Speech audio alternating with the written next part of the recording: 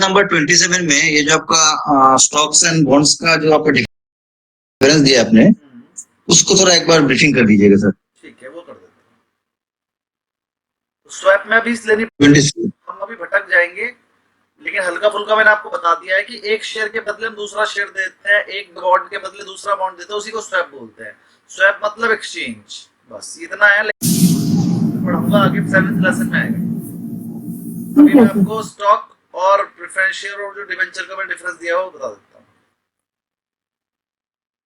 हाँ, ये जो पॉइंट ये सर स्टॉक्स एंड बॉन्ड्स का जो वही है जो कल बताया था, फिर से देख लीजिए। Comparison between stocks and bonds. जब हम स्टॉक्स की बात करते हैं, रिप्रेजेंट ऑनरशिप, स्टॉक का जो होल्डर होगा वो ऑनर है, और लेकिन जो जिसने बॉन्ड्स लिए होंगे, डेट लिया होगा, वो उसने हमें लोन दे रखा है, वो ऑनर नहीं है, मालिक नहीं है। इसको इशू कौन करता है? पब्लिक कंपनी इशू करती है। पब्लिक कंपनी का मतलब वो कंपनियां जो शेयर्स, दो तरह की कंपनी होती है, एक प्राइवेट कंपनी, एक पब्लिक कंपनी। तो जो आपके स्टॉक्स जो शेयर्स होते हैं वो पब्लिक कंपनी ही इशू करती है, पब्लिक कंपनी इशू करती है इसको, शेयर्स को। क्लास में वो जिस टाइम कॉल करता है। हाँ, जो इसके इश्यूअर होते हैं वो पब्लिक कंपनीज होती है, जैसे कि टीसीएस। और ये जो बॉन्ड्स होते हैं, गवर्नमेंट कर सकती है, कॉर्पोरेशंस कर सकती है, एंड म्युनिसिपैलिटीज कर सकती हैं। तो क्या पब्लिक कंपनी नहीं कर सकती? जो पब्लिक कंपनी करती है उसे डिबेंचर बोलते हैं। ठीक है ना? रिटर्न्स, इसमें जो रिटर्न्स मिलते हैं उसे हम डिविडेंड बोलते हैं या फिर कैपिटल एप्रिसिएशन बोलते हैं। इसमें सिर्फ दो ही तरह के डिविडेंड मिलते हैं, क्या? फिक्स इंटरेस्ट, जिसे हम कूपन पेमेंट भी बोलते हैं। इंटरेस्ट को दूसरा नाम कूपन भी है, और फाइनेंस कॉस्ट भी है।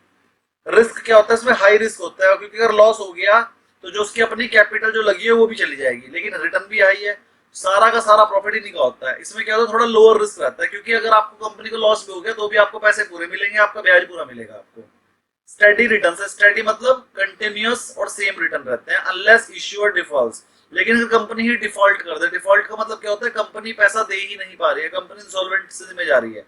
अगर कंपनी का दिवाला निकल गया तो उस केस में आपको पैसे नहीं मिलेंगे, बाकी सारे केसेस में आपको पैसे मिलते हैं। ऑनरशिप राइट, इसके पास वोटिंग राइट होता है, इसके पास वोटिंग राइट नहीं होता, क्योंकि ऑनरशिप ही नहीं है। इतना समझ में आ गया? सर बॉन्ड में जो डिफॉल्ट के इसमें कोई प्रोटेक्शन है क्या सर? ये प्रोटेक्शन है कि पहले पैसा उसे ही मिलेगा। देखो, टैक्स और सैलरी देने के बाद अगला नंबर बॉन्ड का आता है, सिक्योर्ड पेमेंट का। सिक्योर्ड बॉन्ड आ जाते हैं। तो अगर कंपनी के पास पैसा है तो पहले नहीं मिलेगा, लेकिन अगर कंपनी के पास इतना भी पैसा ना हो तो फिर नहीं मिलेगा। तो सोल्वेंसी का क्या मिलेगा? सोल्वेंसी का मतलब होता है कंपनी के पास पैसा है। इंसॉल्वेंसी का मतलब होता है कंपनी के पास पैसा नहीं है। अगर इंसॉल्वेंट हो रही है कंपनी, इंसॉल्वेंट हो रही है अगर कंपनी, तो उस केस में फिर होता है पहले नंबर पे टैक्स और सैलरी, दूसरे नंबर पे सिक्योर्ड, तीसरे नंबर पे अनसिक्योर्ड, फिर प्रेफरेंस शेयर कैपिटल, और फिर इक्विटी शेयर कैपिटल। ये मैंने 5 बताए थे आपको, यही चलेंगे। तो दूसरे नंबर पे आपके बॉन्ड वाले। आगे, प्रायोरिटी इन बैंकरप्सी। बैंकरप्सी मतलब वो इंसॉल्वेंसी। अगर इंसॉल्वेंट हो गए तो आपको लास्ट में पेमेंट दी जाएगी, इनको पहले दी जाएगी। मार्केट वॉलेटिलिटी का आप पे बहुत फर्क पड़ता है, बॉन्ड पे कोई फर्क नहीं पड़ता, क्योंकि वो तो फिक्स मिलना ही मिलना है आपको। ये ग्रोथ ओरिएंटेड इन्वेस्टर के लिए होता है। अगर उसे लगता है कि कंपनी फ्यूचर में ग्रोथ करेगी तो वो शेयर खरीदता है, और अगर उसे लगता है मुझे ग्रोथ से मतलब नहीं, तो खाली हर साल इनकम चाहिए, तो फिर वो बॉन्ड खरीदता है। उसे इनकम चाहिए, बस 10% ब्याज दे दो, मैं खुश हूँ। एग्जाम्पल इसका रिलायंस इंडस्ट्री, इसका एग्जाम्पल गवर्नमेंट का। कोई प्रॉब्लम यहाँ तक? नहीं, ठीक है sir. Structure of the securities market. देखो, मैं आपको एक छोटी सी बात बता देता हूँ आगे बढ़ने से पहले। एक स्टूडेंट ने पेपर दिया और पेपर देने के बाद बताया, मैं ध्यान बहुत बहुत ऐसी बात बता रहा हूँ जो मुझे बतानी भी नहीं चाहिए आपको। हमारी एक स्टूडेंट ने पेपर दिया, मैं नाम कभी नहीं खोलता किसी स्टूडेंट का। एक स्टूडेंट ने पेपर दिया और हमें लग रहा था वो तो पास हो ही जाए, कंफर्म पास हुई कि बढ़िया स्टूडेंट थी, और नंबर आया 25 नंबर आए 25 100 में से, और हमें लग रहा था वो तो बहुत अच्छी स्टूडेंट है, सबसे कम होनी क्या है, आज तक किसी स्टूडेंट के इतने आए ही नहीं है। क्यों? उनका कहना ये था, सर मैं न्यूमेरिकल पूरे करके गई थी तो 25 नंबर आए हैं। 100 में से उन्होंने 40 ठीक करे हैं और बाकी 60 कर दिए गलत। तो वो जो 40 ठीक करे और 60 गलत करने में 15 नंबर और कट गए, तो 40 माइनस 15 25 मार्क्स आ गए उनके। तो अगर उन्हें टोटल मिला के 40 ही ठीक किया और वो कह रही है मैंने न्यूमेरिकल सारे ठीक करे, जो मुझे भी लग रहा है कि शायद न्यूमेरिकल वो ठीक करके गई होंगी, भाई अगर 30 न्यूमेरिकल आया तो 25 तो ठीक कर आई होंगी। क्या थ्योरी उन्हें बिल्कुल आती ही नहीं थी? और अच्छी स्टूडेंट थी, थ्योरी भी तो आती होगी ना। उनका कहना यह था कि वहां पर थ्योरी समझ में ही नहीं आ रही, वहां पर जो थ्योरी आई वो समझ में ही नहीं आ रही। उसके दो कारण हो सकते हैं, तो उसकी इंग्लिश वीक है, उन्हें इंग्लिश समझ में नहीं आ रही है, या फिर उनका बेस वीक है। तो मुझे ऐसा भी नहीं लग रहा उनकी इंग्लिश वीक होगी, इतनी वीक होगी कि वो समझ ही ना पाए, ऐसा भी नहीं है। वीक है, बेस वीक है। मतलब आपको जब मैं बताता हूँ शेयर दो तरह के होते हैं तो आप याद कर लेते हो, इक्विटी एक प्रेफरेंस, लेकिन इक्विटी प्रेफरेंस का बीच का डिफरेंस क्या है वो याद नहीं करते। बेसिक क्या है, आपको डिसीजन लेना पड़ेगा, आपको इक्विटी शेयर खरीदना है कि प्रेफरेंस शेयर। प्रेफरेंस शेयर लेने के फायदे क्या है, रेट कैसे बढ़ता है घटता है, क्या प्रायोरिटी मिलती है, डिविडेंड कितना मिलता है नहीं मिलता है, इक्विटी के क्या फायदे नुकसान है, आपको सब पता होना चाहिए। तो इक्विटी प्रेफरेंस नहीं समझना है, जो मैं समझा रहा हूँ वो तो समझना ही समझना है, उसके अंदर की बातें समझनी है, जो मैं आपको समझाता हूँ एग्जाम्पल दे देंगे, जो मैं आपको प्रैक्टिकल चीज समझाता हूँ वो समझनी है। पेपर में आंसर आप तब कर पाएंगे क्योंकि आपने रिसर्च एनालिस्ट बनना है। रिसर्च एनालिस्ट बनना है मतलब लोगों के अरबों खरबों रुपए स्वाहा करवा दोगे अगर गलत बता दिया तो, और वो आप पे विश्वास करेंगे, तो आपको एमए ही नहीं देने वाले डिग्री। जब तक आपको प्रैक्टिकल नॉलेज नहीं होगी वो आपको डिग्री नहीं देंगे। प्रैक्टिकल नॉलेज होने के लिए वो प्रैक्टिकल क्वेश्चन पूछेंगे, आपको उनका आंसर करना पड़ेगा। तो अपने प्रैक्टिकल तैयारी करिए, अपने दिमाग को उस तरह से दौड़ाइए, सर मार्केट में इसका फायदा कैसे उठाऊं, रिसर्च करते समय मैं इसका फायदा कैसे उठाऊं, तब आपकी थ्योरी कंफर्म क्लियर हो जाएगी। और थ्योरी का क्वेश्चन ऐसा आएगा वही आंसर कर पाएगा जिसको प्रैक्टिकल नॉलेज है। अपने हर एक थ्योरी को प्रैक्टिकल से जोड़ दीजिए, सर इस थ्योरी का प्रैक्टिकल में ऐसे काम आएगा, अपने आप सोचिए, नहीं समझ में आए तो मुझसे पूछिए, लेकिन हर चीज को प्रैक्टिकली समझिए। जो मैं थ्योरेटिकली समझा रहा हूँ वो भी समझना है, जो मैं प्रैक्टिकली समझा रहा हूँ वो भी समझना है, और अपना दिमाग भी दौड़ाना है। जो भी क्वेरी होगी प्रतिक्रिया भी लेता हूं मैं आपकी, तब तक पहले थोड़ा सा आगे बढ़ते हैं। Structure of security market. Security market is structured into different segment, facilitate capital raising, जिससे कि आप कैपिटल रेज कर पाओ, ट्रेडिंग कर पाओ और रिस्क मैनेजमेंट कर पाओ। It is broadly classified into, screen clear नहीं है। शेयर स्क्रीन हो रखी है, आ रही है सब?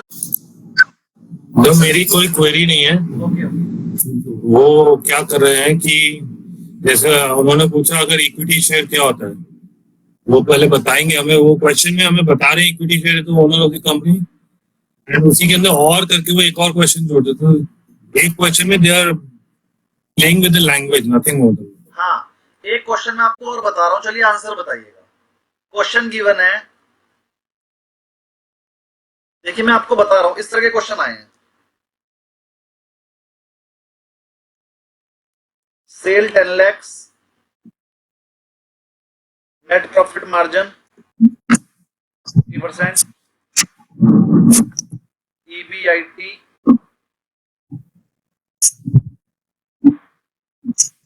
रेशो बताना है, और कॉस्ट ऑफ एडवर्टीजमेंट 50,000। बताओ ईबीआईटी रेशो बताओ।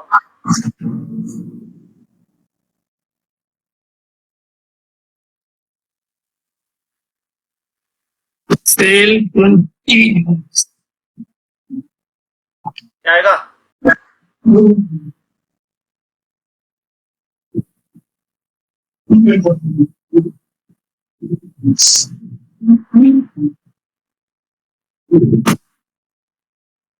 है किसी के पास आंसर?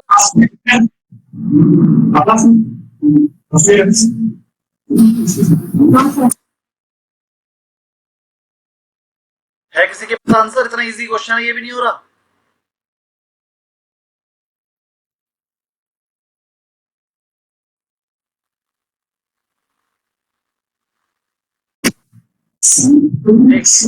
आप बैच में भी लगभग 19 स्टूडेंट है और 19 के 19 गोल हो गए, सबसे इजी पूरे पेपर का। सोचिए फिर से, रेशो तो वाला तो अभी किया नहीं है सर ये तो मैं करा चुका हूँ, ईबीआईटी रेशो वगैरह। चलो मैंने एक टेबल बनवाई थी, वहां पर बोला था नेट प्रॉफिट और ईबीआईटी एक ही होता है, ईबीआईटी रेशो 20। अरे गिवन तो है क्वेश्चन में, net profit margin. Sir margin नहीं समझ में आ रहा है, एनपी मार्जिन जो लिखा है, अच्छा नेट प्रॉफिट मार्जिन लिखा मुंह से भी तो बोला है, है। ओके, मार्जिन और ईबीआईटी रेशो सेम चीज होती है। अब आप राइट है 10 लाख और 50,000 को एडमिनिस्ट्रेशन कर रहे हो, क्या आंसर लाऊं क्या आंसर लाऊं, कुछ नहीं होना उसका। वो आपके दिमाग से खेल रहे हैं और कुछ भी नहीं। अब ये चीज तो नहीं बता सकता ना मैं, अब मैंने आपको बता रखा है, कल की क्लास में बताया ईबीआईटी और नेट प्रॉफिट सेम होते हैं, कल ही बताया था ना टेबल में। तो जब ईबीआईटी रेशो दे रखा है, नेट प्रॉफिट रेशो दे रखा है, तो ईबीआईटी रेशो तो सेम ही होगा, नाम बदल बदल के आपको घुमा रखा है बस। और ये एक क्वेश्चन 2 बार आया, एक ही क्वेश्चन एक ही पेपर में 2 बार अलग अलग घुमा घुमा के बस। और जिस स्टूडेंट ने मुझे बताया कह रही मैं दोनों गलत करके आई हूँ, मैं तो लिख कर नहीं 20%, वो तो 10 सगड़म सगड़म बना के नया रेशो निकाल कर आई है ना। तो जो बंदा फेल होता है वो आपको पास होने के गुण दे जाता है। उन्होंने बहुत सारे क्वेश्चन लिख कर दिए हैं मुझे, सारे क्वेश्चन अगर मैं आपको भेजूं आपको एक भी नहीं हो रहा क्वेश्चन में। आपकी हल्की सी ट्रिक है, बस आपको ट्रिक जाननी है, उसमें से फंसना नहीं है उस ट्रिक के अंदर, ठीक है ना।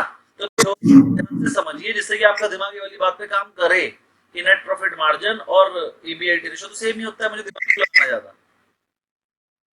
सर एबीआईटी में तो अभी हमने इंटरेस्ट और टैक्स पे करना है ना। हाँ तो नेट प्रॉफिट में भी तो करना ही है, ये बताया था मैंने। वो तो जीपी में करना होता है। Sale minus cost GP, GP minus selling expenses net profit, और इसको ईबीआईटी भी बोलते हैं। दोनों में से इंटरेस्ट लेस करना भी बाकी है। सुगंधा सर ये चीज तो क्लियर है, नेट प्रॉफिट इज ईबीआईटी, ये आपने, लेकिन रेशियो वर्ड में थोड़ा सा कंफ्यूज हो गया सर। ईबीआईटी मार्जिन का मतलब भी वही होता है, सेल पे कितना प्रॉफिट हुआ, और ईबीआईटी रेशो का मतलब भी वही होता है। इतनी देर ना लगाओ, कह दो क्लास में भी।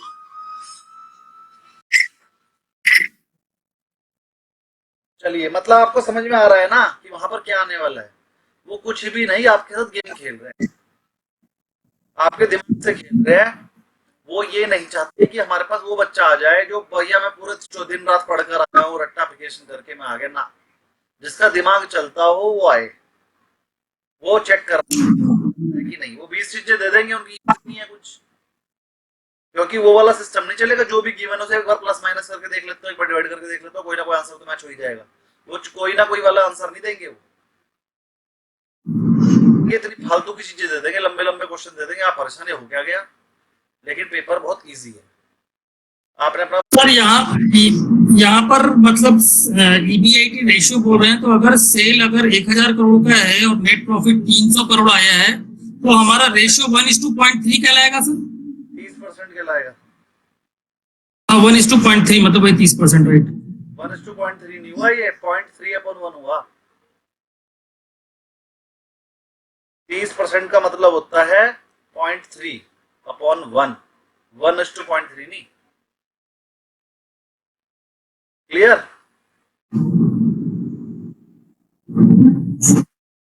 ईबीआईटी रेशो का EBIT ratio equal to EBIT upon sale, 30% लिखा आएगा, यानी कि 0.3 आएगा। इसे 100 से मल्टीप्लाई करते ये 30 हो जाएगा। जब परसेंट मल्टीप्लाई कर देते, अगर परसेंटेज में निकालते तो 0.3 आ गया। तो ये आया 0.3 का मतलब 3/10। चलिए थोड़ा सा आगे बढ़ते हैं, समझ में आ गया होगा मैं कहना क्या चाह रहा हूँ। तो ध्यान से थ्योरी को पढ़ना, उसका लॉजिक समझना है। तो structure of the security market में क्या होता है सर, 2 तरह की मार्केट बताई गई है, एक प्राइमरी और एक secondary market, with additional segment for derivative and debt instrument. कह रहा है डेरिवेटिव और डेट इंस्ट्रूमेंट सेकेंडरी मार्केट का ही पार्ट होता है, वो एडिशनल सेगमेंट होता है, लेकिन होती कौन सी है वो, सेकेंडरी। तो एक प्राइमरी होती है, एक सेकेंडरी होती है। प्राइमरी मार्केट क्या होती है, जब हम कहीं पहली बार शेयर इशू करते हैं, न्यू इशू मार्केट भी बोलते हैं इसे, NIM। जब हम पहली बार कोई कंपनी का शेयर जब पहली बार लिस्ट हो रही होती है तो उसे बोलते हैं प्राइमरी मार्केट। उसमें जो IPO, initial public company issue new security to raise capital, capital लेने के लिए कंपनी मार्केट में अपने शेयर बेचती है फॉर द।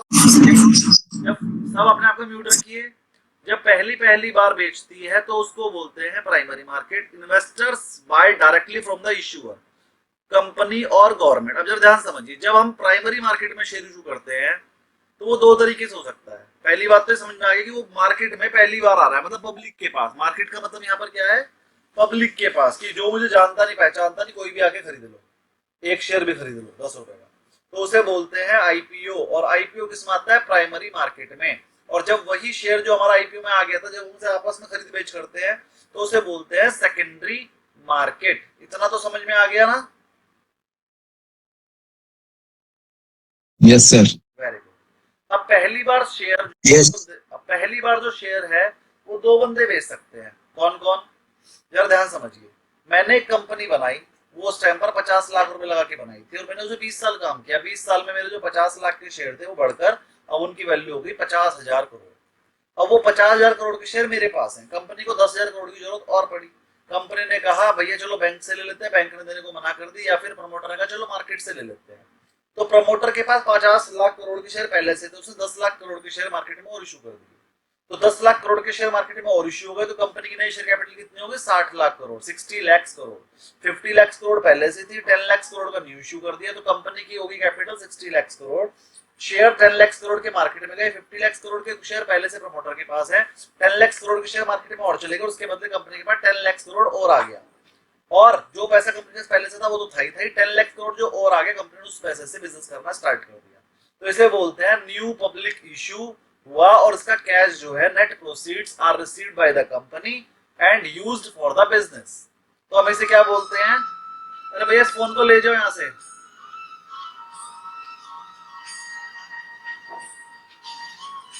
ले जाओ, उधर ही लगा दो चार्जिंग में कहीं। 50 लाख करोड़ कंपनी के पास पहले से थे, कंपनी को पैसे की जरूरत पड़ी तो कंपनी ने पब्लिक में शेयर इशू कर दिए। पहली बार इशू करे तो उसे प्राइमरी इशू बोल दिया, आईपीओ हो गया वो। लेकिन अब आपकी बार जो ये आईपीओ है इसके पैसे किसे मिलेंगे? कंपनी को। कंपनी ने इशू किया, कंपनी में नए शेयर इशू हुए और पब्लिक के पास चले गए तो पैसे जो आएंगे वो कंपनी को मिलेंगे। कंपनी इस पैसे का यूज क्या करेगी? बिजनेस के लिए करेगी अपने। क्लियर सबको इतना? दूसरा तरीका, जो शेयर होल्डर जो प्रमोटर था उसके पास 50 लाख करोड़ के शेयर थे, अब प्रमोटर कह रहा है यार मुझे अपना शेयर बेचना है, तो वो भी आईपीओ ही कहेंगे उसे भी, क्योंकि वो पहली बार पब्लिक को दे रहा है शेयर। लेकिन अब उसे वो वाला आईपीओ हो जाएगा, ऑफर फॉर सेल। आईपीओ है वो पहली बार पब्लिक को दे रहा है, इसलिए इनिशियल पब्लिक ऑफर तो वो है। इनिशियल मतलब पहली बार, पब्लिक मतलब पब्लिक को, ऑफर मतलब हमने बेचने का प्रस्ताव दिया। तो जब हम पब्लिक को पहली बार बेच रहे हैं तो वो भी आईपीओ, लेकिन इस बार पैसे कंपनी को नहीं मिलेंगे, अब की बार वो ऑफर फॉर सेल है। तो आईपीओ के दो तरीके होते हैं, एक फ्रेश इशू, एक offer for cell.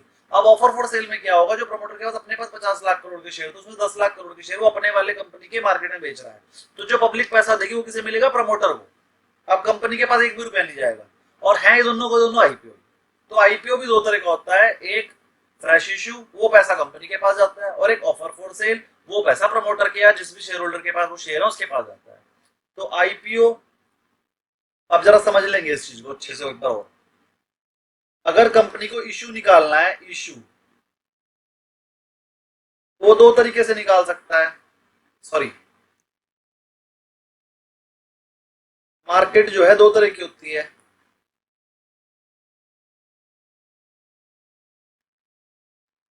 Primary, secondary. Primary मतलब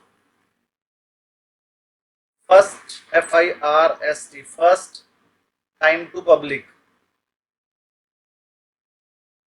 सेकेंडरी मतलब इन बिटवीन पब्लिक। अब ये भी समझाओ क्या होता है, पहले वाला देख लो। प्राइमरी दो तरह का होता है, एक तो होता है फ्रेश इशू। फ्रेश इशू में जो पैसा आएगा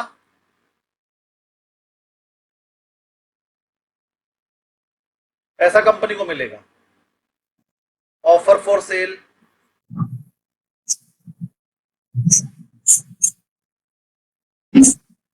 बाय एग्जिस्टिंग शेयर होल्डर।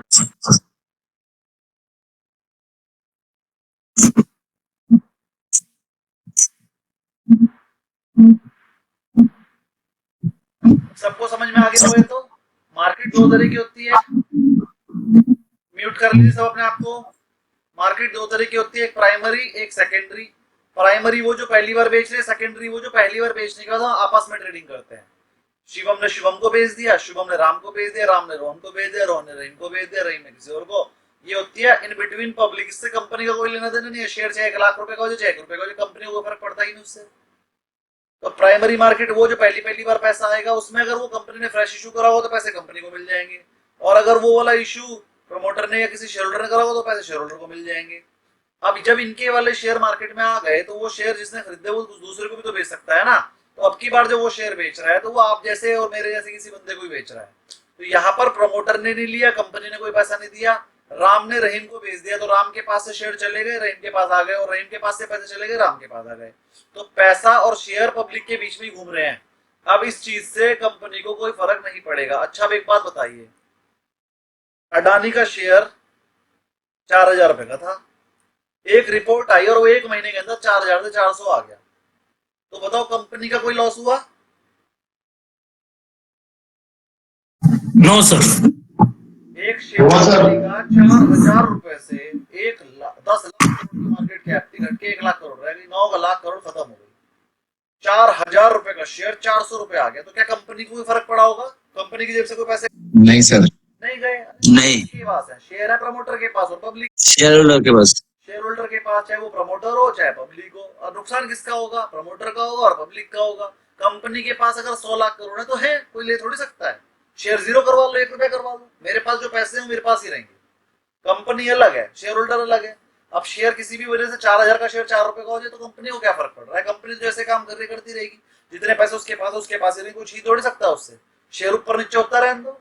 जो शेयर ऊपर नीचे होता है इससे कंपनी को ना पैसे मिलते हैं ना कंपनी से पैसे जाते हैं, वो तो अपना चुपचाप काम कर रहे हैं। शेयर ट्रेडिंग तो आप और मैं आपस में कर रहे हैं। तो ये अपनी चीज को समझ लो, इस तरह के बेसिक प्रैक्टिकल क्वेश्चन आएंगे और आपको आंसर करना पड़ेगा। तो मेरे हिसाब से प्राइमरी मार्केट सबको समझ में आ गई होगी। प्राइमरी मार्केट जब हम पहली बार शेयर बेचते हैं, और वो शेयर हम 2 तरीके से बेच सकते हैं, फ्रेश इशू के जरिए तो पैसा कंपनी को मिलता है, ऑफर फॉर सेल में पैसा एग्जिस्टिंग शेयर होल्डर को मिलता है। पेपर में क्वेश्चन क्या आएगा? एक कंपनी ने प्राइमरी मार्केट में ऑफर फॉर सेल लाया, तो इसके पैसे किसे मिलेंगे? तो आपको आंसर देखिए, प्रमोटर शेयर होल्डर। जरूरी नहीं है प्रमोटर ही बेचेगा, कोई छोटा मोटा एग्जिस्टिंग शेयर होल्डर भी बेच सकता है। तो इसका आंसर होगा एग्जिस्टिंग शेयर होल्डर, जिसने वो शेयर बेचे। अब एक और क्वेश्चन आया, कंपनी के प्राइमरी मार्केट में फ्रेश इशू आया, बताओ रिसिप्ट मिलेगी? कंपनी कंपनी की। एक और क्वेश्चन आएगा, कंपनी ने प्राइमरी मार्केट में फ्रेश इशू लाया, बताओ शेयर कैपिटल बढ़ेगी कि नहीं? बढ़ेगी सर, बढ़ेगी, बढ़ेगी सर। पहले 50 लाख की कैपिटल, 10 लाख का फ्रेश इशू और आ गया, कंपनी को 10 लाख मिलेंगे, कैपिटल 60 लाख हो जाएगी, बढ़ेगी। फेस वैल्यू तो कम हो जाएगा, कैसे? वैल्यू तो नहीं रहेगी, 10 रुपए वाला शेयर इशू करा दोबारा, फेस वैल्यू सेम रहेगी, टोटल कैपिटल बढ़ जाएगी। कंपनी के वो जो शेयर पहले से थे, कंपनी ने 10 लाख 10 लाख और लिए तो शेयर तो 60 लाख हो गए ना। और शेयर 60 लाख हो गए, लेकिन वो जो एडिशनल जो 10 लाख शेयर है वो कंपनी कहाँ से लाई? अपनी फेस वैल्यू अपने पास जो शेयर इशू नहीं करे। कंपनी की 2 तरह की कैपिटल होती है, अब ये भी लिख लो, चलो एक नया कंसेप्ट। एक होती है ऑथोराइज्ड कैपिटल। ऑथराइज्ड कैपिटल वो कैपिटल होती है जो कंपनी इशू कर सकती है, which a company can issue when he thinks seems to fit, when he think it is fit. हमें जरूरत है तो इशू कर सकते हैं। Authorized capital is the maximum capital a company can issue when it wants, जब उसे जरूरत हो, जब उसे, तो मैक्सिमम कैपिटल जो बोलते हैं ऑथराइज्ड कैपिटल। ये कहाँ लिखी होती है? जब उसका रजिस्ट्रेशन कराते हैं तो उस दिन लिखनी पड़ती है, भाई ऑथराइज्ड कैपिटल तुम्हारी क्या है। अब मान लो ऑथराइज्ड कैपिटल है मेरी 100 करोड़, 100 करोड़ में से मैंने 60 करोड़ के शेयर इशू कर दिए, तो जितने इशू कर दिए उसे बोलते हैं इशूड कैपिटल, जितने इशू कर दिए। तो जो शेयर आपको बैलेंस शीट में नजर आते हैं वो इशूड कैपिटल, इशूड। तो अभी हम 40 करोड़ के शेयर और हैं, जब भी जरूरत होगी कर लेंगे। तो तब ये हमारी मान लीजिए 10 करोड़ के और इशू कर दिए तो 70 करोड़ हो जाएगी इशूड कैपिटल। तो 2 कांसेप्ट आपको और समझ में आ गए, ऑथराइज्ड कैपिटल और इशूड कैपिटल। और डिविडेंड हमेशा इशूड कैपिटल की फेस वैल्यू पे ही मिलता है।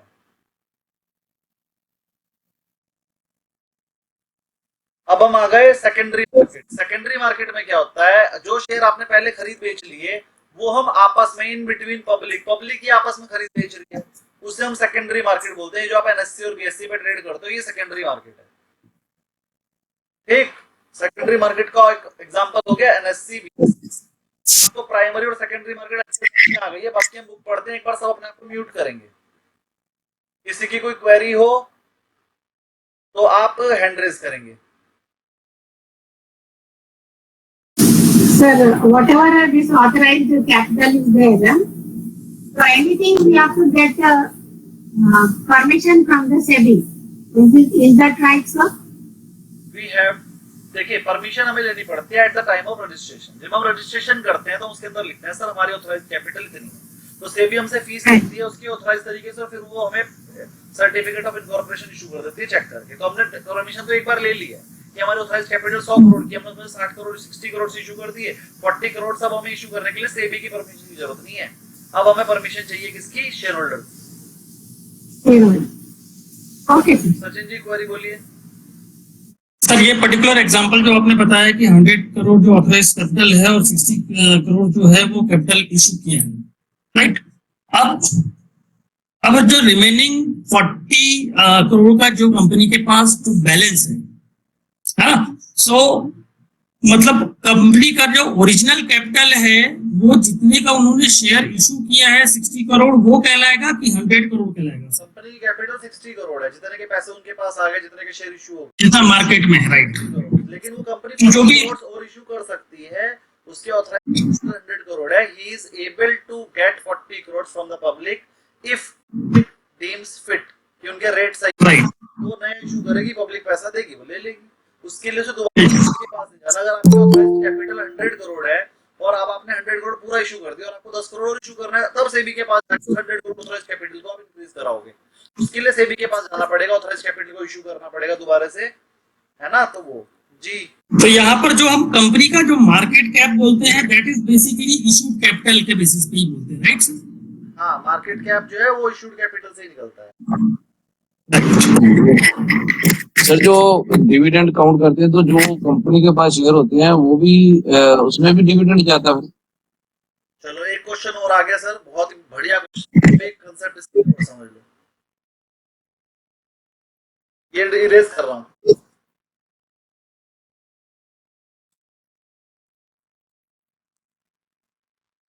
चलो जी, एक कॉन्सेप्ट और आ गया समझ में, फिर समझा देता हूँ आज आपको।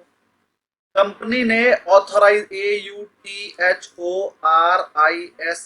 ऑथराइज्ड शेयर कैपिटल मान लो 1000 करोड़ की थी, 1000 लिखा है ये, तो कंपनी की टोटल कैपिटल जो ऑथराइज्ड है जितनी वो इशू कर सकती है वो 1000 करोड़ है। इसमें क्या थे? 100 करोड़ शेयर्स ऑफ ₹10 ईच, ऐसे लिखा मिलेगा। फिर होती है इश्यूड शेयर कैपिटल। अब इसमें से आपने 60 crore share of ₹10 each issue कर दिए मार्केट में, तो इश्यूड शेयर कैपिटल कितनी हो गई? 600 करोड़। यहां तक किसी को कोई प्रॉब्लम नहीं है। अब ये जो कंपनी अपना 10 रुपए मांगती है ना, आजकल तो कंपनी एक साथ मांग लेती है। जब आप आईपीओ में जाते हो तो कंपनी कहती है मेरा 10 रुपए का शेयर है लेकिन मैं 125 रुपए में इशू ला रही हूँ, लेना है तो ले लो, और आप 125 रुपए देके उसे ले लेते हो। वो 10 रुपए वाला शेयर 125 में आप ले लेते हो, इसमें 10 रुपए शेयर की वैल्यू है और बचे हुए 115 रुपए प्रीमियम है। तो कंपनी को दो चीजें मिलती है, एक तो अपने शेयर की वैल्यू और एक सिक्योरिटी प्रीमियम, और वो उसे अपने जनरल रिजर्व में डाल के उस पैसे को आपसे ले लेती है और आप दे भी देते हो। लेकिन शुरुआत में या अभी भी है वो रूल, कंपनी चाहे तो अपना 10 रुपए का शेयर को पार्टली पेड भी इशू कर सकते हैं कि मेरा शेयर तो 10 रुपए का है लेकिन मैं सिर्फ अभी 5 रुपए ले रही हूँ, 5 रुपए जब मुझे जरूरत पड़ेगी मैं तुमसे ले लूंगी और तुम्हें देने पड़ेंगे। देखो, जब कंपनी नया शेयर इशू कर रही है तो वो आपसे पूछती है सर प्लीज ले लो, आपकी मर्जी आप लो या ना लो। लेकिन अगर आपने किसी कंपनी का पार्टली पेड शेयर ले लिया तो जब भी कंपनी बचे हुए पैसे मांगेगी आपको देने ही पड़ेंगे, वरना जो पार्टली पेड शेयर है वो आपसे फॉरफीचर कर लेगी। फॉरफीचर का मतलब छीन लेगी, जब्त कर लेगी। तो पार्टली पेड एक नया कंसेप्ट आ गया और बहुत सारी कंपनी ऐसी हैं जिनके पार्टली पेड शेयर हैं। आप सर्च कर लेना एंजल पे, बहुत सारी कंपनी ऐसी मिल जाएंगी जो पार्टली पेड हैं। अगर कंपनी ने कभी पैसा डिमांड करा तो आपको देना ही पड़ेगा, और नहीं दोगे तो आपका शेयर गया फ्री में, जो पैसे गए खत्म। तो पार्टली पेड शेयर भी हैं। चलिए तो थोड़ा सा इस पे और गहनता से विचार करते हैं। कंपनी की इशूड शेयर कैपिटल थी 600 करोड़। अब कंपनी की, इसे बोलते हैं subscribed and paid, subscribed and paid up. पहले रुक जाओ, इससे पहले सीख लो।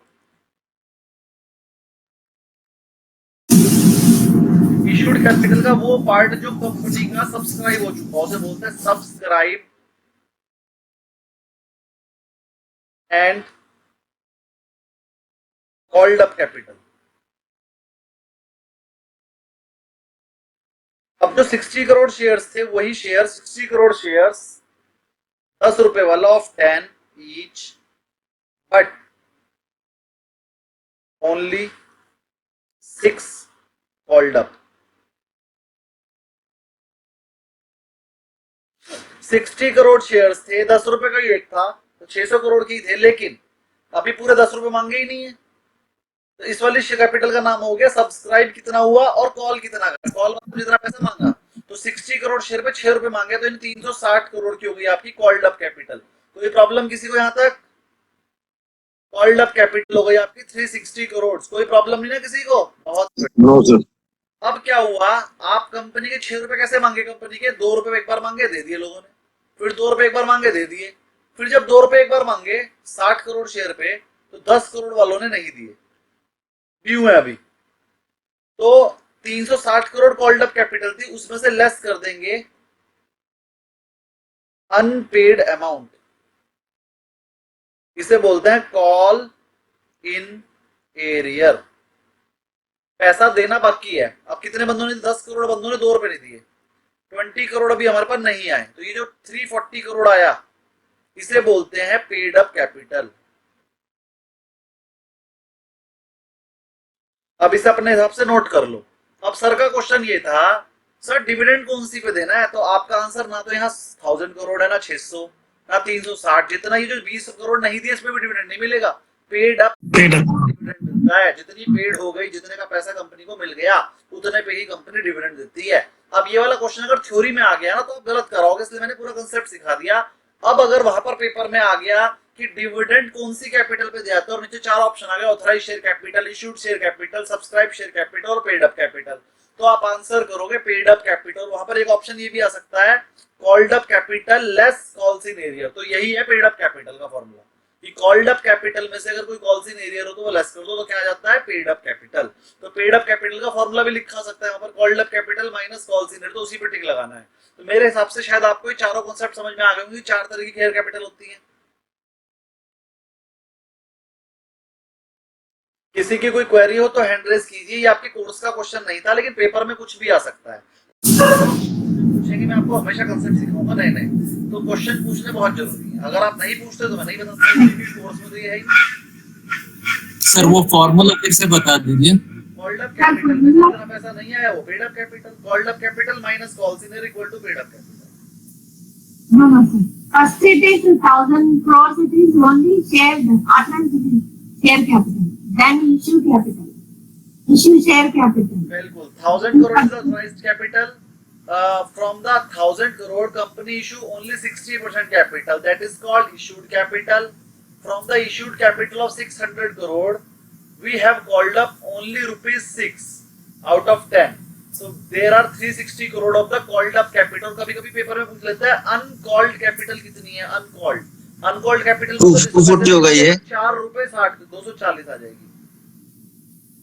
अनकॉल्ड कैपिटल वो कैपिटल जो अभी हमने कॉल नहीं की, तो आंसर आएगा 240। जितने शेयर हमने इशू कर दिए हैं उसकी अनकॉल्ड अमाउंट 240 आ जाएगा। सबको लिख लीजिए अपने पास, जिससे कि आप इसे रिवाइज कर सके बार बार। पेपर में क्या आ जाए कुछ नहीं कह सकते। 240 how sir? Uncalled capital 240 crore. और उस कॉल्ड कैपिटल में से जितना पैसा हमें नहीं मिला वो लेस करने के बाद जो बचता है उसे हम बोलते हैं पेड अप कैपिटल। और डिविडेंड इस पेड अप कैपिटल पे ही दिया जाता है। सर 240 कैसे आएगी? हाँ, तो 240 कैसे आ गया? ये 240 आया। हमने टोटल 600 करोड़ की कैपिटल इशू करी थी, लेकिन हाँ जी। उससे मांगे 360 है, 240 मांगने बाकी हैं। Okay. ठीक है। और unpaid amount? सर जो अनपेड है वो लेस करनी। क्वेश्चन में गिवन थी कि 2 रुपए 10 करोड़ शेयर ने नहीं दिए, तो 20 करोड़ मैंने लेस कर दिया, 340 आ गया। आप क्या पूछ रहे थे? अगर 240 है तो इसमें वो अनपेड अगर नहीं पूछेगा तो हमने 240 ही आंसर देना। ये अनकॉल्ड का आंसर है, अनकॉल्ड का। अनपेड अमाउंट तो उसमें से होगी जो कॉल कर ली होगी, जो कॉल ही नहीं की वो 240 है। ये 20 आई है 360 में से नहीं आया, 240 में से तो आने ही नहीं है, मांगे ही नहीं। सर डिविडेंड सबको सही नहीं देंगे। हाँ 10 रुपए का डिविडेंड डिक्लेयर हुआ तो सबको 10 पूरे देंगे कि उसको भी डिवाइड कर दो? नहीं, 10 रुपए का डिविडेंड पर शेयर डिविडेंड हुआ तो जितनी पेड अप कैपिटल सबको 10 रुपए मिल जाएगा। और जिन्होंने आधे पैसे दिए थे उनको भी जिन्होंने पैसे ही नहीं दिए, 2 रुपए रुक रखे हैं, उनको नहीं मिलेगा। उनको कहेंगे भाई तुम्हारे डिविडेंड में से काट लिए तुम्हारे 2 रुपए। सर ये सब्सक्राइब और कॉल्ड अप दोनों एक ही चीज है? सब्सक्राइब और कॉल्ड अप तो एक ही होती है ना, जितनी हमने सब्सक्राइब करी उनसे हमने इतना पैसा मांग लिया। सर ये ओएफएस से ही आता है क्या? जो कोई भी शेयर्स बाद में आते हैं आईपीओ के बाद में? आईपीओ के बाद जो शेयर आता है, आईपीओ के बाद अगर मान लो दोबारा से कोई शेयर बेच रहा है तो उसे ऑप्शन सेल बोलते हैं, ओएफएस। ओएफएस से आते हैं, दूसरा नहीं है कुछ। Okay, thank you. Devendra Kumar ji आपकी क्वेरी बोलिए। Good evening. प्रसाद जी आप बोलिए। हाँ मैंने पूछ लिया सर अभी। ओके, सर पूछ रहा हूँ मैं, हाँ बोलिए। सर ये पेड अप कैपिटल का कोई दूसरा नाम भी होता है या खाली पेड अप के नाम से जाना जाएगा? पेड अप कैपिटल ही सुना है हमने, बाकी आप बताओगे तो मैं बता दूंगा सर। नहीं मैं पूछ रहा हूँ सर, मैं क्या मेरे बताऊँ? को याद नहीं आ रहा है कोई। अगर मान लीजिए कहीं से कोई को नाम आप बताओगे तो मैं करेक्शन कर दूंगा कि ये हो सकता है कि नहीं। बाकी हमने तो इसे पेड अप कैपिटल के नाम से ही जानते हैं। सुदीप अग्रवाल जी अच्छा। आप क्वेरी बोलिए। तो सर ये दोबारा ये जो आप बोलिए देवेंद्र जी आप बोलिए पहले। ये कहते सर जो ये अभी जो तरीका है ये पैसे कलेक्ट करने का आईपीओ के थ्रू, तो ये चलता है आजकल? ये 10 रुपए की बेस वाली होती है तो इसी उस तरीके से पैसा मांगा जाता है कंपनी द्वारा आजकल, या पहले मांगा जाता था? नहीं सर, आप कोई सा भी आईपीओ देख लो, सारी कंपनी के शेयर 10 रुपए के होते हैं। कोई 500 रुपए मांगता है, कोई 800 मांगता है, मांगता ही है वो। उसमें बाकी चीजों की रिजर्व वगैरह बहुत सारे हैं ना, उसकी वैल्यूएशन निकलती है, एनालिस्ट ही निकालते हैं वैल्यूएशन। अच्छा। निकालते हैं, निकालने का तरीका मैंने नहीं जैसे आपने कहा ना कॉल अमाउंट ये हो गया, उसके बाद ये तो प्रोराटा बेसिस पे वो 10 रुपए के शेयर पे 8 रुपए मांग लिए। ज्यादा छोटी कंपनियां करती हैं, वो कहते हैं कि 8 हम अच्छा वैल्यू बाद में मांग लेंगे। छोटी छोटी कंपनियां होती है ना, स्मॉल कैप की कंपनी, वो करती हैं ऐसा। बड़ी कंपनियों को पैसे की क्या तो कंपनी। ये क्वेश्चन सर 12वीं में पढ़े थे ना हमने, इसलिए पूछ रहा हूँ। हाँ ये 12th का ही है जो मैंने आपको बताया, ये 12th में ही होता है। हाँ जी 11th और 12th में, 12th क्लास में पहला लेसन था कंपनी अकाउंट्स। ये उसका पहले लेसन का पहले पेज का पहला कंसेप्ट है। इसके बाद क्वेरी आप सुदीप जी आप पूछो। बल्क डील और ब्लॉक डील उसी में आता है क्या? दोबारा पूछिए। सर बल्क डील और ब्लॉक डील? बल्क डील और ब्लॉक डील एक अलग कंसेप्ट है। बल्क डील और ब्लॉक डील सेकेंडरी मार्केट का कंसेप्ट है। जब किसी को बहुत क्वांटिटी में शेयर ट्रेड करना होता है तो सेबी, आप सब अपने आप को म्यूट कर लीजिए। जब किसी भी बंदे को अपनी बहुत मोटी क्वांटिटी में शेयर ट्रेड करने होते हैं तो सेबी बोलती है आप इसे नॉर्मल विंडो में ट्रेड नहीं कर सकते, जो एनएससी बीएससी की नॉर्मल विंडो जिसमें आप और हम ट्रेड करते हैं। तो सेबी बोलती है ओटीसी में होता है? हाँ ओटीसी में होता है क्या सर? क्या होता है? OTC over the trade counter? नहीं मैं बता देता हूँ क्या होता है, सुन लीजिए पूरी लाइन पूछिएगा। जब आपको बहुत मोटी डील करनी होती है, मान लीजिए आपको रिलायंस के 1 लाख करोड़ शेयर बेचने हैं। अब अगर 1 लाख करोड़ शेयर आप नॉर्मल मार्केट में बेच दोगे तो रिलायंस का शेयर तो 1000 की जगह 800 का हो जाएगा एक ही दिन में। 1 लाख करोड़ शेयर कौन खरीदेगा? लोग 2-2, 5-5, 10-10 शेयर की बिल लगा के बैठे हुए हैं। 1 लाख करोड़ शेयर बेच दोगे आप? ऐसे नहीं बेच सकते। उसे भी बोलते हैं इससे रिटेल इन्वेस्टर का नुकसान हो जाएगा। तो उसे बोल रखा है भैया देख, अगर तुझे टोटल कैपिटल का 1% से कम बेचना है तो तू मेरे से बिना पूछे बेच ले, लेकिन अगर तुझे टोटल कैपिटल का 1% से ज्यादा बेचना है या फिर जो उसकी नॉर्मल वॉल्यूम है उसके 5% से ज्यादा बेचना है, 5% से कम बेचना है तो मेरे से बिना पूछे बेच दे। 2-4% टूट जाएगा शेयर, कोई बात नहीं। लेकिन अगर इससे ज्यादा बेचना है तो तुझे 10 दिन पहले सेबी को बताना पड़ेगा मैं बेचना चाहता हूँ, और नॉर्मल विंडो में तू बेच नहीं पाएगा।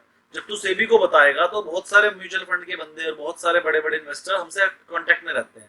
सेबी के हम उसको प्रकाशित कर देंगे भैया ये बेचना चाहता है, तो फिर उनमें से जो बंदे खरीदना चाहते होंगे वो तुझे अलग विंडो देंगे। तो वहां पर अपनी बिड लगा के बैठ जाइए, मैं तुम्हें बेचना चाहता हूँ। कोई खरीदना चाहेगा तो खरीद लेगा, लेकिन तू इतने सारे शेयर डायरेक्टली नॉर्मल विंडो में नहीं बेच पाएगा। नॉर्मल विंडो में बेचने के लिए थोड़े थोड़े करके बेचता रहे, 5% से कम, और उसके बीच में डिफरेंस होना चाहिए 7-7 दिन का। तो वो ऐसे करके तो बेच सकता है, लेकिन अगर तुझे बल्क डील या ब्लॉक डील करनी है वो तुझे अलग से ही करनी पड़ेगी। तो बल्क डील का मतलब होता है कि मैंने अपनी एक बहुत बड़ी विंडो में अलग बिड लगाकर बैठ गया, जिसको समझ में आया उसने अपनी बिड लगा के खरीद लिया। उसे तो बोलते हैं बल्क डील, कि मैंने बल्क में शेयर लगाए, जिसको पसंद आया उसने ले लिए। और ब्लॉक डील होती है कि जितने शेयर मैंने लगाए, मेरी पहले किसी से बात हो गई थी, मान लो मेरी आईसीआईसीआई म्यूचुअल फंड से बात होगी, सर मेरे पास रिलायंस का शेयर है, 1000 का रेट चल रहा है, मैं 990 में दे दूंगा। तो आईसीआईसीआई का ठीक है मैं ले लूंगा। तो वो उस वाली विंडो में, बल्क डील वाली विंडो में नहीं बिड लगाएगा, वो ब्लॉक डील वाली विंडो में लगाएगा। ब्लॉक डील वाली विंडो में क्या होता है, एक दिन पहले मैं बताऊंगा सेबी को और एक दिन पहले आईसीआईसीआई बताएगा मैं लेना चाहता हूँ, और मैं बताऊंगा मैं देना चाहता हूँ। सेबी का ठीक है ले लो, मैं एक बिड लगाऊंगा और वो आईसीआईसीआई ही एक्सेप्ट कर सकती है, और आईसीआईसीआई एक्सेप्ट करके ले लेगी, पैसे मेरे अकाउंट में आ जाएंगे, शेयर आईसीआईसीआई के पास चले जाएंगे। उसे बोलते हैं ब्लॉक डील। उसमें पहले से ही बायर और सेलर फिक्स रहते हैं, उन्हीं को मिलेगी। और बल्क डील में सेलर फिक्स रहता है, बायर कोई भी आके जितने मर्जी ले सकता है, लेकिन विंडो अलग से यूज होगी। उसमें मिनिमम क्वांटिटी भी होती है कि इतनी क्वांटिटी से कम कोई भी बायर नहीं ले पाएगा, 2-2 शेयर नहीं ले पाएंगे। उसमें क्वांटिटी होती है कि इतने, वो क्वांटिटी कौन फिक्स करता है, खुद सेलर, कि मैं इतने इतने लाख करके ही बेचूंगा जी। तो बल्क और ब्लॉक सर ये दोनों कॉन्सेप्ट तो समझ में आ गए सर। ये आपने 1% और 5% बीच में वर्ड यूज किया था, वो बस % of the total market wide position limit, 5% of the daily turnover of that share in on the stock exchange। In both case दोनों में से जो लोअर होगा वो गिना जाएगा, ठीक है। और ये जो ये लिमिट्स हैं ये चेंज होती रहती हैं हर 2-3 महीने में, तो ये ऊपर नीचे हो सकती है। मैंने एक अंदाजा दिया है आपको, है ना। एग्जैक्ट लिमिट के लिए आपको सिक्योरिटीज एक्ट पढ़ना पड़ेगा, सिक्योरिटीज एक्ट, सेबी एक्ट पढ़ना पड़ेगा, तो वो आप पढ़ोगे नहीं, इसलिए बस ये समझ लो कि लगभग बड़ी लिमिट होती है। आगे पढ़ते हैं, थोड़ा सा सब म्यूट रहेंगे। प्राइमरी मार्केट्स अच्छे से समझ में आ गया होगा, वो भी सेकेंडरी भी थोड़ा सा तेज पढ़ लेते हैं अब जब समझ में आ गया है। तो इनिशियल पब्लिक ऑफर होता है जो first time issuance of the company shares, और फॉलो भी बोलते हैं follow on public offering. Additional share जो आप इशू करते हो आईपीओ के मतलब दूसरे से, आप ऑफर फॉर सेल, ओएफएस भी बोल सकते हो और एफपीओ भी बोल सकते हो। फॉलो ऑन पब्लिक ऑफर भी बोल सकते हो, ओएफएस भी बोल सकते हो। प्राइवेट प्लेसमेंट्स के थ्रू भी आप अपने शेयर बेचते हो, इसी को बल्क डील और ब्लॉक डील बोला जाता है। Security sold to selected investor, इसी को बल्क डील और ब्लॉक डील बोला जाता है। और राइट शेयर वो होते हैं जो एग्जिस्टिंग शेयर होल्डर को किए जाते हैं, और बोनस शेयर वो होते हैं जो फ्री में एग्जिस्टिंग शेयर होल्डर को दिए जाते हैं। तो यहाँ पर शेयर जो है वो एग्जिस्टिंग शेयर होल्डर को ही दिए जाते हैं। एलआईसी का आईपीओ आया 2020 में, उसने 21,000 करोड़ पब्लिक ऑफरिंग से ले लिए थे। तो वो 21,000 करोड़ किसके पास गए, गवर्नमेंट के पास। LIC पास ये 21,000 करोड़ किसके पास गए थे, एग्जिस्टिंग शेयर होल्डर, जो कि कौन थी, गवर्नमेंट। गवर्नमेंट ने एलआईसी 1990 में बनाई थी और उसके सारे शेयर गवर्नमेंट के पास थे। फिर उसमें से 10-15% शेयर उन्हें पब्लिक को बेच दिए थे कुछ साल बाद, और अब 2022 में गवर्नमेंट ने 10% हिस्सा एलआईसी को और बेच दिया, और 21,000 करोड़ रुपए मिल गए। किसको मिले, एग्जिस्टिंग शेयर होल्डर को। एग्जिस्टिंग शेयर होल्डर कौन था, government. Clear. Yes sir. Secondary market क्या होती है वो बता रहे हैं। सेकेंडरी मार्केट, अब ये क्वेश्चन आया था सर ओटीसी, हाँ सेकेंडरी मार्केट को ही ओटीसी बोलते हैं, over the counter market. Secondary market को ही स्टॉक एक्सचेंज भी बोलते हैं, ओटीसी मार्केट भी बोलते हैं। इन्वेस्टर बाय करते हैं वहां पर, सेल करते हैं एग्जिस्टिंग सिक्योरिटी को जो उनके पास पहले से है, अमंग देमसेल्व्स। अमंग देमसेल्व्स मतलब आपस में, इसमें कंपनी को, प्रमोटर को कोई फर्क नहीं पड़ता, हम आपस में ही खेलते रहते हैं भैया, कभी बोलते रहे हाथ में, कभी मेरे हाथ में। इससे क्या होता है, लिक्विडिटी आ जाती है, प्राइस डिस्कवरी हो जाती है, और जब कभी किसी बड़े म्यूचुअल फंड को बेचना है, खरीदना होता है, तो वो भी मार्केट में से खरीद सकता है। स्टॉक एक्सचेंज पे ट्रेड होता है, organized by platform NSC, BSC, NYSC, Nasdaq वगैरह पे होते हैं। ओवर द काउंटर मार्केट होती है, एक हाथ से पैसे आ जाते हैं, दूसरे हाथ से शेयर आपके अकाउंट में आ जाता है। Decentralised trading of security, corporate bonds वगैरह की भी होती है। एग्जांपल, रिलायंस इंडस्ट्री का शेयर एनएससी पे आप ट्रेड कर रहे हो, उसे सेकेंडरी मार्केट बोला जाता है। अब तीसरी आ गई सेकेंडरी मार्केट का ही दूसरा पार्ट होता है, मैं आपको पहले भी पढ़ा चुका हूँ, एक बार फिर पढ़ा देता हूँ हल्का सा, इसे इरेज कर रहा हूँ। ये मैंने कल ही पढ़ाया था आपको। सेकेंडरी मार्केट एक होती है कैश, एक होती है डेरिवेटिव। डेरिवेटिव मार्केट दो तरह की होती है, एक होती है फ्यूचर, एक होती है ऑप्शन। इसके बारे में मैं आपको बता चुका हूं पहले। कैश वाले में 100 रुपए का शेयर खरीदने के लिए आपको 100 रुपए देने पड़ते हैं। फ्यूचर वाले में 100 रुपए का शेयर खरीदने के लिए आपको 10 या 15 रुपए देने पड़ते हैं, बाकी का मिल जाता है लोन। ऑप्शन एक चीज ही अलग है, वो अलग से सिखाऊंगा, आपको टेंशन मत लीजिए। आगे बढ़ते हैं। फ्यूचर मार्केट एग्रीमेंट करते हैं आपसे कि मैं एक फ्यूचर डेट पे आपसे खरीद लूंगा, तो 100 रुपए की चीज खरीदने के लिए भी 15 रुपए दे दो, बाकी फ्यूचर डेट पे 85 रुपए देके खरीद लेना अगर खरीदना चाहोगे तो। ऑप्शन कॉन्ट्रैक्ट क्या होते हैं? यहाँ पर राइट होता है but not obligation to buy और sell on the specific price. ये क्या होता है मैं आपको समझाऊंगा अभी। चलिए, निफ्टी 50 का फ्यूचर मार्केट का ऑप्शन का फ्यूचर मार्केट का एग्जांपल है। बेटे पानी देना। Debt market, bond market and fix income securities को बोलते हैं डेट मार्केट। इसमें क्या होता है sir? Bonds, debenture, government security trade होते हैं, फिक्स इनकम इन्वेस्टमेंट ही ट्रेड होते हैं। इसके अंदर कौन कौन से? गवर्नमेंट सिक्योरिटी, जीसैक बोलते हैं उसे, treasury bill issued by the central government, corporate bond, municipal bond, 10 year government of India bond, और प्राइवेट कंपनीज के और पब्लिक कंपनी के शेयर भी इसमें ट्रेड होते हैं। अगली मार्केट का नाम है फॉरेक्स मार्केट। फॉरेक्स मार्केट मतलब जहां पर करेंसी ट्रेड होती है।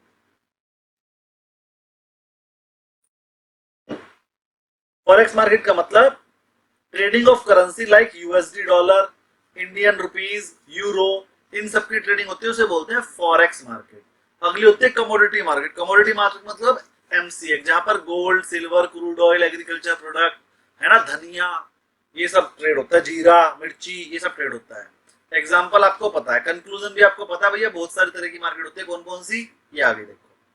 सिक्योरिटी मार्केट दो तरह की होती है, पहली होती है प्राइमरी मार्केट, दूसरी होती है सेकेंडरी मार्केट। प्राइमरी मार्केट वो जिसमें न्यू शेयर इशू होते हैं, उसमें आप आईपीओ भी ला सकते हो, फॉलो ऑन पब्लिक ऑफर भी ला सकते हो, प्राइवेट प्लेसमेंट भी कर सकते हो, राइट एंड बोनस शेयर भी कर सकते हो। और आपकी जो सेकेंडरी मार्केट होती है उसे स्टॉक एक्सचेंज बोलते हैं, ओटीसी भी बोलते हैं। स्टॉक एक्सचेंज के example NSC, BSc, over the counter market बोलते हैं। Buying and selling of existing security होता है, प्राइस डिस्कवरी और लिक्विडिटी के लिए होता है। आगे बढ़ते हैं। फिर मार्केट और तरह की भी होती है सर। एक होती है डेरिवेटिव मार्केट। डेरिवेटिव मार्केट में दो चीजें होती हैं, तो फ्यूचर कॉन्ट्रैक्ट होते हैं, ऑप्शन कॉन्ट्रैक्ट होते हैं, स्वैप्स भी होते हैं, और हेजिंग और स्पेकुलेशन के लिए भी यूज होता है।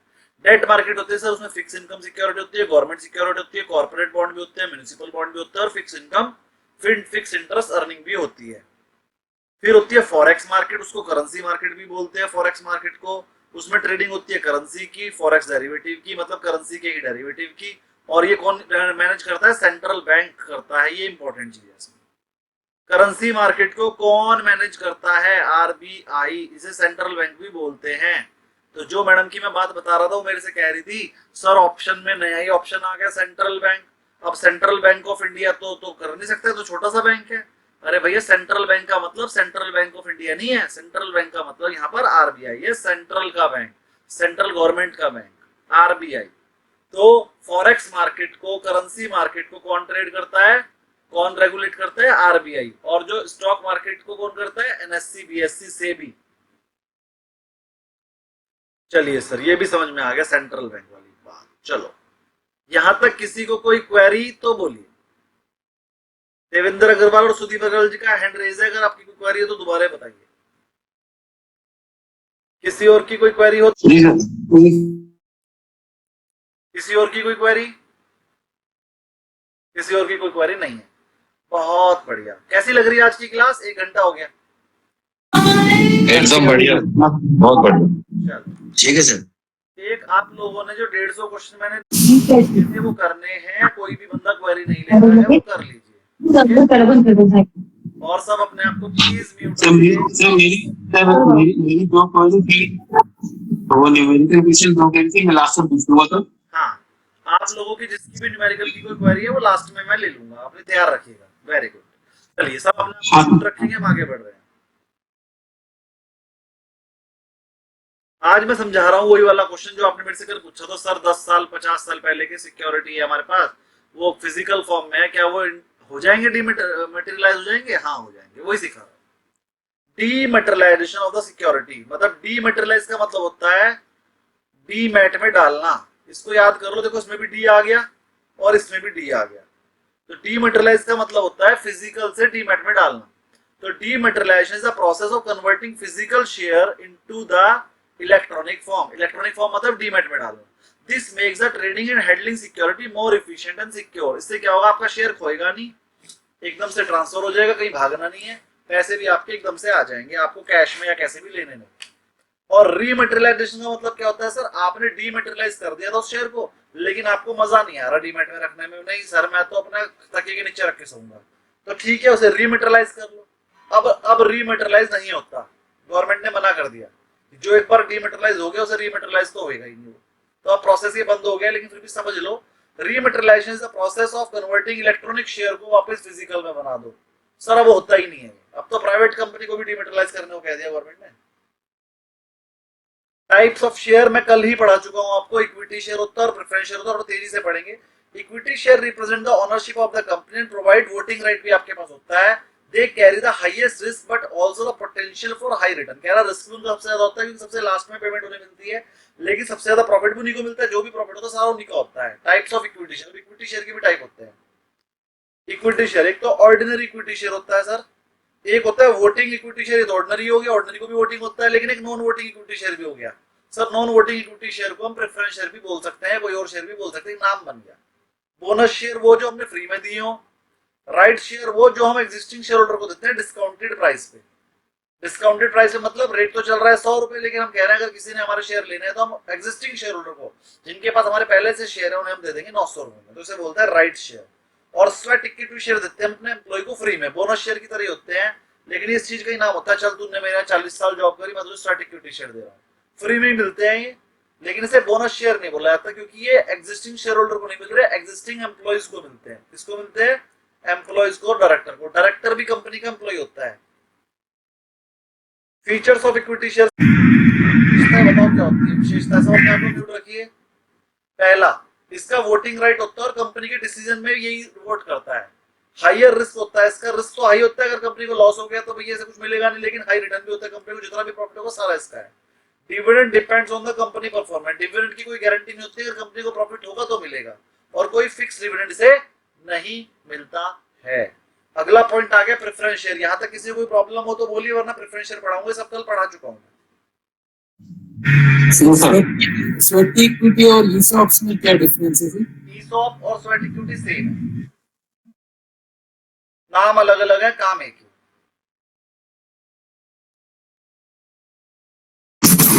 सर ईशॉप फ्री थोड़ा ना होते हैं, कैसे होते हैं? पेड होते हैं, पार्टली पेड होते हैं। एम्प्लॉय स्टॉक ऑप्शन प्लान, थोड़े से पैसे के 1-2 रुपए 10 रुपए लेके दे दी जाते हैं, और जो शेयर है वो भी फ्री भी दे सकते हो, आप थोड़े से पैसे लेकर भी दे सकते हो। तो स्वेट और ईसॉप सेम है, ज्यादातर कंपनियां फ्री में ही देती हैं, ज्यादातर कंपनियां फ्री में ही देती हैं। जी देवेंद्र सर, कोई क्वेरी है तो बोलिए। प्रसाद सर, आपकी भी कोई क्वेरी हो तो बोलिए। सर ये अनलिस्टेड कंपनी के भी शेयर्स मिल जाते हैं ना फिर एम्प्लॉइज को, ले लीजिए। तो फिर वो कौन से मार्केट में ट्रेड होते हैं फिर अगर उनको बेचने हैं? वो तो आप आपस में बेच सकते हो, तो उसे ट्रेड करने के लिए फिजिकल मार्केट है। फिजिकल मतलब जैसे सब्जी लेने जाते हो ना मार्केट में, ऐसे ही आप फोन करोगे मुझे, सर मुझे एनएससी के शेयर लेना, मैं दिलवा दूंगा। एनएससी का तो अभी आईपीओ नहीं आया ना? नहीं। अगर चाहिए तो मैं दिलवा दूंगा, अच्छा, आपके डीमेट में आ जाएंगे अभी। और जब आईपीओ आएगा तो आपके ऊपर 6 महीने का लॉक इन रहेगा। 6 महीने में एग्जिस्टिंग, एक और कंसेप्ट ले लो फिर आज, अनलिस्टेड मिलेगा सर। सुन लीजिए, अनलिस्टेड स्पेस में अगर आप कोई शेयर खरीद लेते हो तो आपको एंजल इन्वेस्टर बोला जाता है। क्या बोला जाता है? Angel investor. और एंजल इन्वेस्टर पे लॉक इन रहता है कि जब भी आईपीओ आएगा शुरू के 6 महीने उसे बेच नहीं पाओगे। तो आईपीओ आने के ठीक 6 महीने बाद शेयर गिरता है, क्योंकि जो छोटे एंजल इन्वेस्टर होते हैं ना वो बेच सकते हैं। ठीक 180 दिन बाद शेयर का लॉक इन खत्म होता है और 181वें दिन वो गिरता है, क्योंकि जो एंजल इन्वेस्टर होता है जिसने आईपीओ से पहले ले लिया था वो बेचता है। ये वाली बात एक नया कंसेप्ट होगा आपके लिए, what is an angel investor.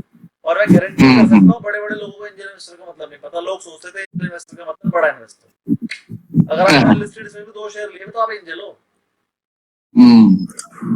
Sir फिर ये एक बात और पूछूं क्या मैं, जो HNI और FII जो IPO में शेयर्स लेते हैं उनके लिए भी कुछ बंधन होता है क्या, या फिर पहले दिन ही सब बेच सकते हैं जैसे ही आती है? मैं आपको बताता हूँ, FII TIS ने जो भी लिया वो बहुत बड़ी क्वांटिटी होती है, और मैंने अभी आपको बताया कि कंपनी के 1% से हिस्सा बेचने के लिए आप नॉर्मल विंडो में नहीं बेच सकते। खरीद सकते हो, आईपीओ में खरीद रहे हो तो आईपीओ में खरीद सकते हो, लेकिन बेच नहीं सकते हो, ना ही खरीद सकते हो इतना ज्यादा खरीदने के लिए और इतना ज्यादा बेचने के लिए अलग से विंडो है, बल्क डील की विंडो होती है वो, उसमें जाके खरीद Right. सकते हो।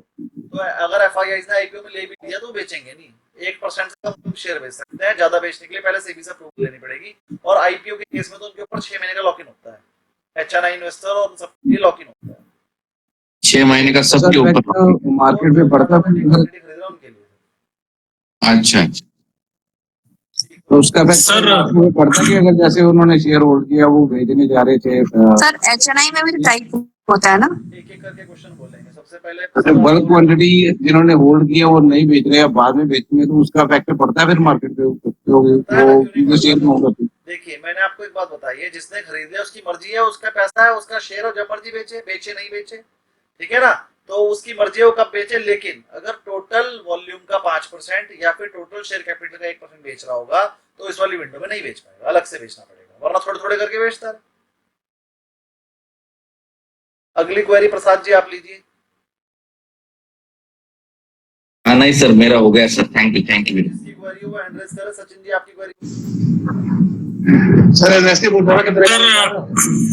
सचिन जी बोलिए। जी सर, कल की क्लास में आपने जो बताया था प्रमोटर लग जाते हैं तो 3% ऑफ उसकी बात किए थे।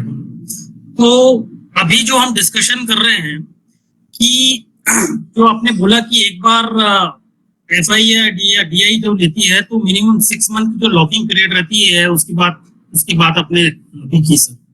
तो जब प्रमोटर आईपीओ में जो एफआईआई डीआई शेयर लेते हैं ओके में बेचने की लॉक इन हो जाती है, क्योंकि उन्होंने बहुत बड़ी क्वांटिटी उठाई है। दूसरा, आपने ये भी पता होगा कि आईपीओ 2 तरीके से खुलता है, पहले रिटेल इन्वेस्टर के लिए, फिर एफआईआई डीआई के लिए। एफआईआई डीआई के लिए रेट भी अलग होता है, कम होता है थोड़ा सा, क्योंकि वो इसीलिए होता है कि उनके ऊपर लॉक इन है।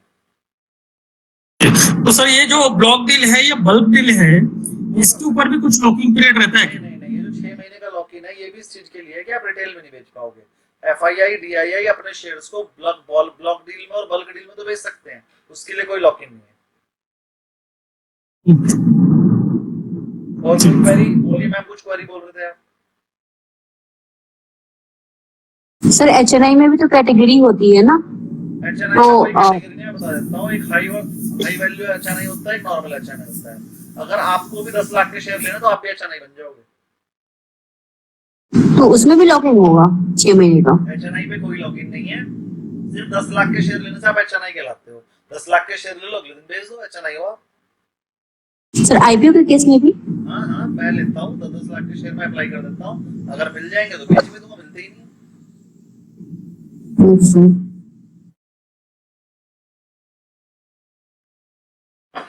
हाँ जी, आगे बढ़ते हैं थोड़ा सा। सब अपने आप को म्यूट कीजिए। Types of preference share. Preference share भी मैं कल पढ़ा चुका हूँ, सिर्फ रिवीजन करा रहा हूँ। Preference share provide a fixed dividend pay out. एक तो आपको उसमें फिक्स्ड डिविडेंड मिलता है and have the priority over equity share. और कह रहा है इक्विटी शेयर से पहले पेमेंट होगी डिविडेंड की भी, और बाद में अगर लिक्विडेशन में कंपनी जा रही होगी तो आपकी कैपिटल की भी। दोनों चीजों की आपको प्रायोरिटी मिलती है, इक्विटी शेयर से पहले पेमेंट मिलती है, डिविडेंड के केस में भी और कैपिटल रिपेमेंट के केस में भी। अब प्रेफरेंस शेयर कई तरीके के होते हैं। अब इसमें जरा ध्यान समझ लीजिए, एक नया कांसेप्ट आ गया, cumulative preference share. Sir preference share था 10% प्रेफरेंस शेयर।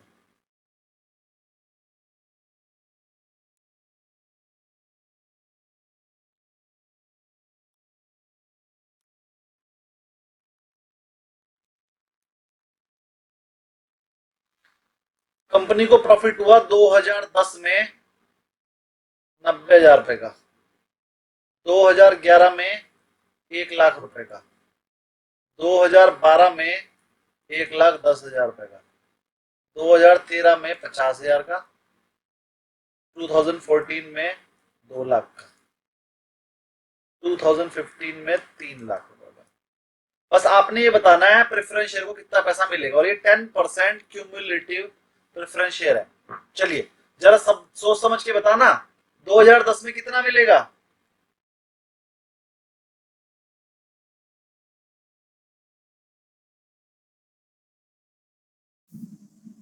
एक 1,19,000। कहां से आया? 11,90,000 है ना 2000 पे। कहाँ है 11,90,000? अच्छा ओनली 90। सर 90,000 आएगा। ये 90,000 9,000 आए। और ये 10 lakhs है और ये 10%।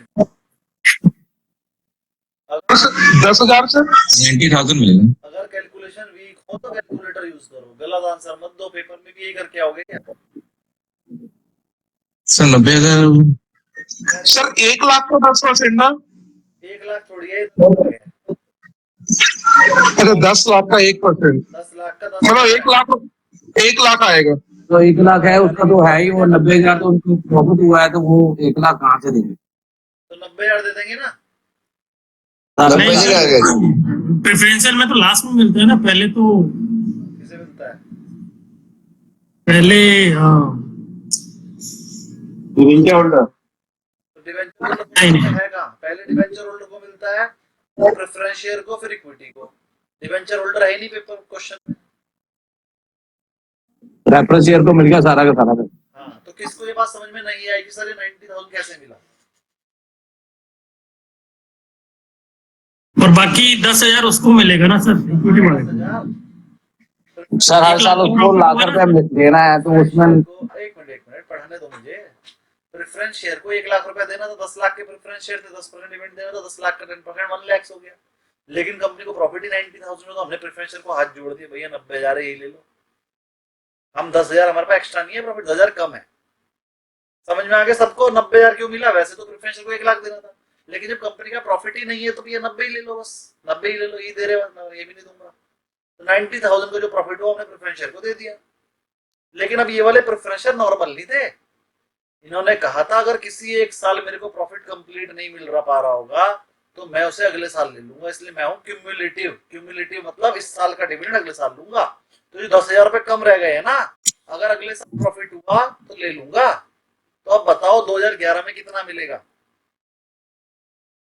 1,10,000 1,10,000 1,10,000 मिलना चाहिए। 10,000 पिछले साल का और 1 लाख करंट ईयर का, लेकिन 1 ही लाख मिलेगा। 1,10,000 है। मिलेगा 1 लाख। तो कितना मिलेगा? Only 1 lakh. Only 1 lakh. Very good, 1 lakh मिलेगा। बहुत ही बढ़िया। सर इसको भी तो रख लेंगे और फिर अगले साल दे देंगे प्रॉफिट।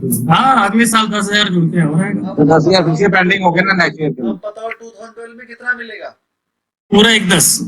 1,10 किस को यहाँ पे नील होगा 2012 में।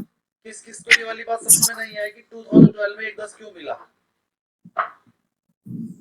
कम्युलेटिव है ना सर, पिछले साल पहले का 10,000 बाकी था, वो अभी Oh, 2012 में cumulative मिलेगा। हो गया. 3 लाख का ऊपर से 3 लाख हो गया ना। आउटस्टैंडिंग अमाउंट मैंने यहाँ लिख दी। देखो जब 1 लाख रुपए देते 90,000 दिए तो 10,000 आउटस्टैंडिंग रह गए। फिर 2011 में 2011 वाला तो दे दिया, लेकिन वाला फिर आउटस्टैंडिंग रह गया। तो जब 2010 की बारी आई तो उसने 1 लाख करंट ईयर का और 10,000 आउटस्टैंडिंग देके इसे जीरो कर दिया और पूरे 1,10,000 दे दिए। अब बताओ 2013 में कितना मिलेगा? 50,000। 1 लाख 50,000। 50,000. 5 लाख 50,000 आउटस्टैंडिंग रह गया। भैया ये 50,000 है। तो देख लो 50,000 फिर 50,000 आउटस्टैंडिंग रह गया उसका। 50,000 आउटस्टैंडिंग 2014 में कितना मिलेगा? 2 लाख। 1.5 लाख इसमें 1.5 लाख मिलेगा। 1.5 लाख मिलेगा। 1 lakh to 50,000. किसने बोला था? नहीं 1.5 lakh sir, sorry 1.5 lakh. 1 lakh 1.5 lakh to 50,000. मिलेगा। और 1 लाख करंट ईयर। किसको समझ में नहीं आया कि 1.5 लाख मिलेगा? अब पूरा समझ आ रहा 2014 में 1.5 लाख मिलेगा और आउटस्टैंडिंग हो जाएगा जीरो। 2015 में कितना मिलेगा? 1 लाख 1 लाख मिलेगा इसमें। राजा जी समझ में आ गया? Yes, got it, sir. कोई कॉपी करना चाहो तो स्क्रीनशॉट खींच लो, फोटो खींच लो, फिर मैं रेज कर लूँ।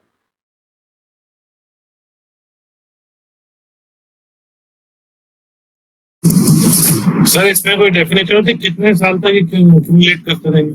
बस अरे सर अब तो क्यूमुलेटिव प्रोफेसर आते भी नहीं है, पुराने कंसेप्ट हैं। जब क्यूमुलेटिव प्रेफरेंशियल इशू करेंगे तो उसके ऊपर ही लिखा होगा इतने साल। तो क्यूमुलेटिव प्रेफरेंशियल वो शेयर जो अपना प्रेफरेंस शेयर का डिविडेंड अक्यूमुलेट कर लेता है। ठीक है, पेपर में अगर आगे तो कर देना। नॉन क्यूमुलेटिव प्रेफरेंशियल मतलब नॉर्मल, उसमें अगर 1 साल प्रॉफिट होगा तो मिल जाएगा, नहीं मिलेगा तो नहीं मिलेगा, अगले साल देखेंगे। Convertible preference share hybrid preference share होता है जो थोड़े दिनों बाद या तो इक्विटी शेयर में या डेट में बदल जाएगा। नॉन कन्वर्टेबल नॉर्मल होता है। पार्टिसिपेटिंग प्रेफरेंस शेयर वो डीवीआर वाला होता है, differential voting right. Participating preference share मतलब जिसके पास कुछ वोटिंग राइट होते हैं, डिविडेंड तो मिलेगा ही मिलेगा, लेकिन इसके पास थोड़ा सा वोटिंग राइट भी होता है। नॉन पार्टिसिपेटिंग नॉर्मल होता है। कुछ साल बाद उसकी पेमेंट हो जाएगी, कुछ साल बाद इसकी पेमेंट हो जाएगी। Irredeemable preference share, normal preference share तो उसकी कभी भी पेमेंट नहीं होगी, जब कंपनी लिक्विडेट होगी तभी होगी। कोई क्वेरी हो किसी की तो बताओ, तो मैं आगे बढ़ रहा हूँ। और सब चीज हो जाइए जिसकी क्वेरी नहीं है। आगे feature of preference share, sir तो फिक्स डिविडेंड देता है आपको, प्रायोरिटी देता है, लिमिटेड नो वोटिंग राइट होते हैं, वोटिंग राइट नहीं होते, safer than equity, equity share से सेफ होता है क्योंकि उसे प्रायोरिटी होती है। इनके बीच का डिफरेंस आप पढ़ लेना, कल भी यही पढ़ाया था। कंक्लूजन भी आप पढ़ लेना, कल भी यही पढ़ा था। डिबेंचर भी मैं कल पढ़ा चुका हूँ क्या होता है, फिर भी पढ़ लो। डिबेंचर क्या होता है सर? डिबेंचर एक लॉन्ग टर्म डेट इंस्ट्रूमेंट होता है, इसके बदले आपको डेट मिलता है, लोन मिलता है, और ये कभी भी उसके ऑनर नहीं होते, इंटरेस्ट देना पड़ता है। It is a type of loan that investor provide to the company in exchange of the periodic interest payment and repayment of the principal at the maturity. Maturity पे इनकी पेमेंट हो जाती है। ये हमेशा 5 या 10 साल के लिए इशू होते हैं। इक्विटी और प्रेफरेंस शेयर के लिए तरह नहीं होते, इररिडीमेबल होते ही नहीं है, ठीक है। इनकी कोई ना कोई मैच्योरिटी जरूर होती है। अब देखो कौन कौन से तरीके होते हैं sir? Convertible, non convertible, partly convertible, non convertible. Convertible वो जो थोड़े दिनों में इक्विटी शेयर या किसी में बदल जाएंगे। पार्टली कन्वर्टेबल मतलब आधे में तो इक्विटी शेयर हो जाएंगे, आधे की पेमेंट ले लेंगे। और नॉन कन्वर्टेबल मतलब कभी भी कन्वर्ट नहीं होंगे, बस लास्ट में पेमेंट ही लेंगे। बेस्ड ऑन द सिक्योरिटी, दो तरीके होते हैं, secured debenture, secured debenture. Sir ये पार्टली सर ये जो पार्टली कन्वर्टेबल जो है, इसमें कुछ परसेंटेज है, कितना परसेंटेज जो कन्वर्ट होगा? डिवेंचर इशू करेंगे उसके अंदर लिखा होगा कि सर इतने साल बाद इसकी पेमेंट होगी, इतने साल बाद इतने शेयर मिलेंगे इसके बदले। वो सारी की सारी टर्म्स एंड कंडीशन वो डिवेंचर पे लिखी रहती हैं, वो पढ़ने के बाद खरीदते हो तो वो हर एक केस में अलग अलग होगी। Okay. Based on secured debenture, secured भी हो सकता है, अनसिक्योर्ड भी हो सकता है। अनसिक्योर्ड डिवेंचर को नेक्ड, नंगा, नेक्ड डिवेंचर भी बोलते हैं क्योंकि अनसिक्योर्ड है, इसके पास कोई सिक्योरिटी नहीं है। नंगा नहाएगा क्या निचोड़ेगा क्या वाली बात है। तो इसके पास कोई सिक्योरिटी नहीं होती। और अगर जब कंपनी डिस्ट्रीब्यूशन होता है, कंपनी का लिक्विडेशन हो रहा होता है, तो अनसिक्योर्ड की पेमेंट बाद में की जाती है, सिक्योर्ड वालों की पेमेंट पहले की जाती है। तो सिक्योर्ड डिवेंचर की पेमेंट पहले होगी, अनसिक्योर्ड की बाद में होगी। Based on redemption, redeemable debenture, irredeemable debenture जो कि अब इशू ही नहीं होते। इररिडीमेबल डिवेंचर तो अब इशू ही नहीं होते, लेकिन कंसेप्ट है तो मैंने पढ़ा दिया। अगला आ गया बेस्ड ऑन कूपन रेट। अब कूपन रेट, इंटरेस्ट रेट दो तरीके के हो सकते हैं। एक मैं 5% इंटरेस्ट दूंगा, इसे बोलते हैं फिक्स रेट डिवेंचर। और एक जो भी आरबीआई का रेट होगा मैं उससे 1% एक्स्ट्रा दूंगा, इसे बोलते हैं फ्लोटिंग रेट डिवेंचर। तो जब भी आरबीआई का रेट चेंज होगा तो उनका रेट भी चेंज होता है। इसे बोलते हैं लाइबोर के हिसाब से चलते हैं। लाइबोर मतलब आरबीआई का rate. The interest rate varies based on the market condition और द बेंचमार्क रेट लाइबोर। तो ये इस तरीके से चलते हैं। Based on the registration, registered debenture, bearer debenture. Registered debenture वो जिस डिवेंचर को उसका एक बंदे का नाम लिखा हुआ है, और बियरर डिवेंचर वो भाई जिसके पास भी रसीद होगी उसी को दे दूंगा पैसे। इसमें कोई रजिस्टर्ड ऑनर नहीं होता, और अभी आने बंद हो गए, अब खाली रजिस्टर्ड डिवेंचर ही होते हैं क्योंकि गवर्नमेंट को टैक्स भी तो लेना है ना। बियरर डिवेंचर पे गवर्नमेंट टैक्स नहीं ले पाती थी। किसी को यहां तक कोई क्वेरी हो तो बोलिए। सारा का सारा जो कल पढ़ाया था दोबारा पढ़ रहे हो, कुछ नया नहीं पढ़ाया, सब कल पढ़ा दिया था, बस अब थोड़ा सा उसमें आगे दोनों के बीच में डिफरेंस कल बता दिया था। सर ये डेट इंस्ट्रूमेंट होता है, ये ऑनर होते हैं। इसको फिक्स इंटरेस्ट मिलता है, इनको डिविडेंड मिलता है। इनके पास वोटिंग राइट नहीं होता, इनके पास वोटिंग राइट होता है। सर रिस्क लेवल का थोड़ा कम होता है क्योंकि पेमेंट इन्हें पहले मिलती है, इनका रिस्क लेवल थोड़ा ज्यादा होता है। प्रिंसिपल मैच्योरिटी पे पे जाता है, इनकी पेमेंट कभी होती ही नहीं है, सिर्फ और सिर्फ जब कंपनी खत्म हो गया तो तब होगी, जब कंपनी बायबैक करेगी तब होगी। कंक्लूजन आप पढ़ लेना, कंक्लूजन आप पढ़ोगे। फॉरेन करेंसी बॉन्ड भी मैंने कल बता दिया। फॉरेन करेंसी बॉन्ड, हाँ बोलिए सर। इस बायबैक शेयर्स बोले तो क्या है सर? इसका कॉन्सेप्ट बाद में बताएंगे। कौन सा ma'am? Buyback shares, buyback company ने अपने शेयर को वापस अपने आप खरीद लिया, आपको पेमेंट दे देगी, आपसे शेयर ले लेगी, उसे बोलते हैं बायबैक। मैंने मुझे लगा ये आता होगा, नाम से ही पता चल रहा है बायबैक। पहले आपको शेयर दिए थे, अब आपसे बायबैक कर दिए। सर इसमें जो जैसे डेली ट्रेडिंग होती है उसमें भी तो कंपनी खुद खरीद सकती है, ट्रेड करके वापस अगर लेना चाहे नहीं खरीद सकती। हाँ वही थोड़ा सा क्लियरिटी चाहिए। रूल है, कंपनी अपने शेयर नहीं खरीद सकती, कंपनी अपने शेयर बायबैक कर सकती है। और बायबैक करने के लिए पहले सेबी को बताना पड़ता है, 1 महीना पहले परमिशन लेनी पड़ती है, उसका रेट निकालना पड़ता है, एक डेट बतानी पड़ती है, फिर जाके बायबैक होता है। और प्रमोटर ले सकता है कंपनी के शेयर, उसके लिए भी उसे पहले कंपनी सेबी को बताना पड़ता है, सर मैं इस तारीख को अपने शेयर खरीदूंगा मार्केट में से। तो वो 15 दिन पहले बताता है, तो हम सबको पहले ही पता लग जाता है आज प्रमोटर शेयर खरीदने वाला है, हम उसके रेट पहले ही बढ़ा देते हैं। हम उसको बेचते ही नहीं, 100 रुपए का रेट होता है 110 हो जाता है उसी दिन। अरे आज तो प्रमोटर खरीदना है, आ जा बेटे। तो इसी न्यूज पे रेट बढ़ता है हमेशा। क्योंकि उसे 15 दिन पहले बताना पड़ता है मैं इस डेट को खरीदूंगा, उस डेट पे रेट अपने आप बढ़ जाता है। तो प्रमोटर को करंट रेट पे नहीं मिलेगा माल, कभी भी 100 का रेट होगा 110 पे मिलेगा फिर, क्योंकि रेट पहले ही बढ़ जाएगा। और ऐसे ही अगर प्रमोटर को अपने शेयर बेचने हो तो उसे 15 दिन पहले बताया जाता है, जब वो बेचने आएगा तो उसका 100 वाले का रेट 90 हो जाएगा पहले। तो प्रमोटर को तो बेचारे को अपने शेयर खरीदते हुए भी नुकसान और बेचते हुए भी नुकसान, तो इसलिए नहीं खरीदना बेचना चाहिए, बल्क डील में ही करना चाहिए जो करना है। नॉर्मल ट्रेडिंग विंडो में करेगा तो नुकसान में रहेगा। आपकी क्वेरी क्लियर? म्यूट हो जाइए, आगे बढ़ते हैं। Foreign currency bond. Foreign currency bond are the bond issued by the company in currency that is different from the currency of its home currency. देखो वो है तो अमेरिका की कंपनी, लेकिन वो कर रही है किसी लंदन में जाके, तो वो अलग करेंसी में इशू कर रही है, तो फॉरेन करेंसी बॉन्ड बोलते हैं। Example, Delhi international airport limited, वो एक एसपीवी है, जीएमआर इंफ्रास्ट्रक्चर लिमिटेड की सब्सिडरी है। इशूड यूएसडी बॉन्ड, उसने क्या करे, यूएसडी बॉन्ड अमेरिका में जाके बॉन्ड इशू करे। These could also have a feature of conversion into shares if needed। और मान लो इसका अंदर फीचर भी है कि थोड़े दिनों बाद ये इक्विटी शेयर में कन्वर्ट हो जाएंगे इंडिया में, तो भी हम इसे फॉरेन करेंसी बॉन्ड बोलेंगे, कि अभी किसमें इशू हुए, फॉरेन करेंसी में, तो इसे हम फॉरेन करेंसी बॉन्ड बोलते हैं। अगला एक्सटर्नल बॉन्ड क्या होता है सर? 3 नाम है, एक्सटर्नल बॉन्ड, यूरो बॉन्ड या मसाला बॉन्ड। ये भी मैं कल पढ़ा चुका हूँ, उसी को दोबारा पढ़ाऊंगा। इसके 3 नाम है, याद कर लो, external bond, euro bond, masala bond. Masala bond market में, मसाला बॉन्ड पेपर में कई बार आया भी है, मेरी बारी में आया था। External bond also refers to euro bond भी बोलते हैं, are bond issued in the currency that is different from the currency of country in which it is issued। Example, देखिए अगर external bond की बात करो, तीनों एक नहीं है, थोड़े से अलग अलग है। external bond वो जो आपने किसी दूसरी करेंसी में इशू करे, मतलब external bond को हम फॉरेन करेंसी बॉन्ड भी बोल सकते हैं, क्योंकि फॉरेन करेंसी भी यही होती है, दूसरी करेंसी में इशू करो, और एक्सटर्नल बॉन्ड भी होते हैं, दूसरी करेंसी में इशू करो। तो बात समझ में आ गई सर?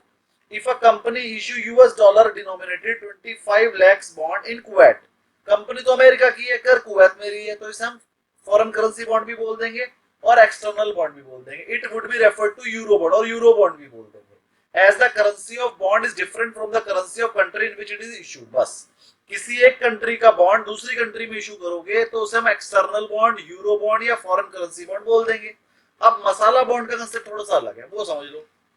वो एक्सटर्नल बॉन्ड, वो यूरो बॉन्ड, वो फॉरेन करेंसी बॉन्ड जो कि इंडियन रुपी है, मतलब इंडियन कंपनी का है, लेकिन आपने बाहर इशू कर दिया, तो उसे मसाला बॉन्ड बोल देंगे। तो ये मसाला बॉन्ड जो नाम है सिर्फ इंडिया वालों ने दिया है और किसी के लिए नहीं है। तो फॉरेन करेंसी बॉन्ड जो कि इंडिया की कंपनी का और दूसरी करेंसी में इशू हुआ हो, तो उसे मसाला बॉन्ड बोलते हैं। These bonds are issued outside India but are denominated in Indian rupees. अब ये वाले शेयर ऐसे होते हैं जो इशू तो हम इंडिया के बाहर करते हैं, लेकिन अपनी करेंसी नहीं बदलते, करेंसी इंडियन करेंसी में है। बहुत इंपॉर्टेंट चीज है ये, मसाला बॉन्ड समझना बहुत मुश्किल है। मसाला बॉन्ड क्या होता है सर? इंडियन कंपनी का होता है। 3 चीजें हैं इसके अंदर, इंडियन कंपनी होती है, यार बार बार रुक जाता है, इंडियन कंपनी होती है,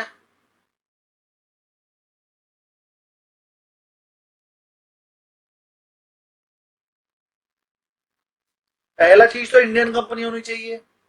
दूसरा INR इंडियन रुपी में इशू होना चाहिए। तीसरा फॉरेन कंट्री में इशू होना चाहिए, मतलब इंडियन कंपनी ने इंडियन रुपीज में बॉन्ड इशू करा, लेकिन करा फॉरेन करेंसी में। अमेरिका वालों से कहा भाई तुझे खरीदना है तो इंडिया के रुपए देके खरीद, तो उस बॉन्ड को बोल देंगे masala bond. Masala bond were issued for the first time किसने करे थे? इंटरनेशनल फाइनेंस कॉर्पोरेशन ने पहली बार करे थे, लंदन स्टॉक एक्सचेंज में।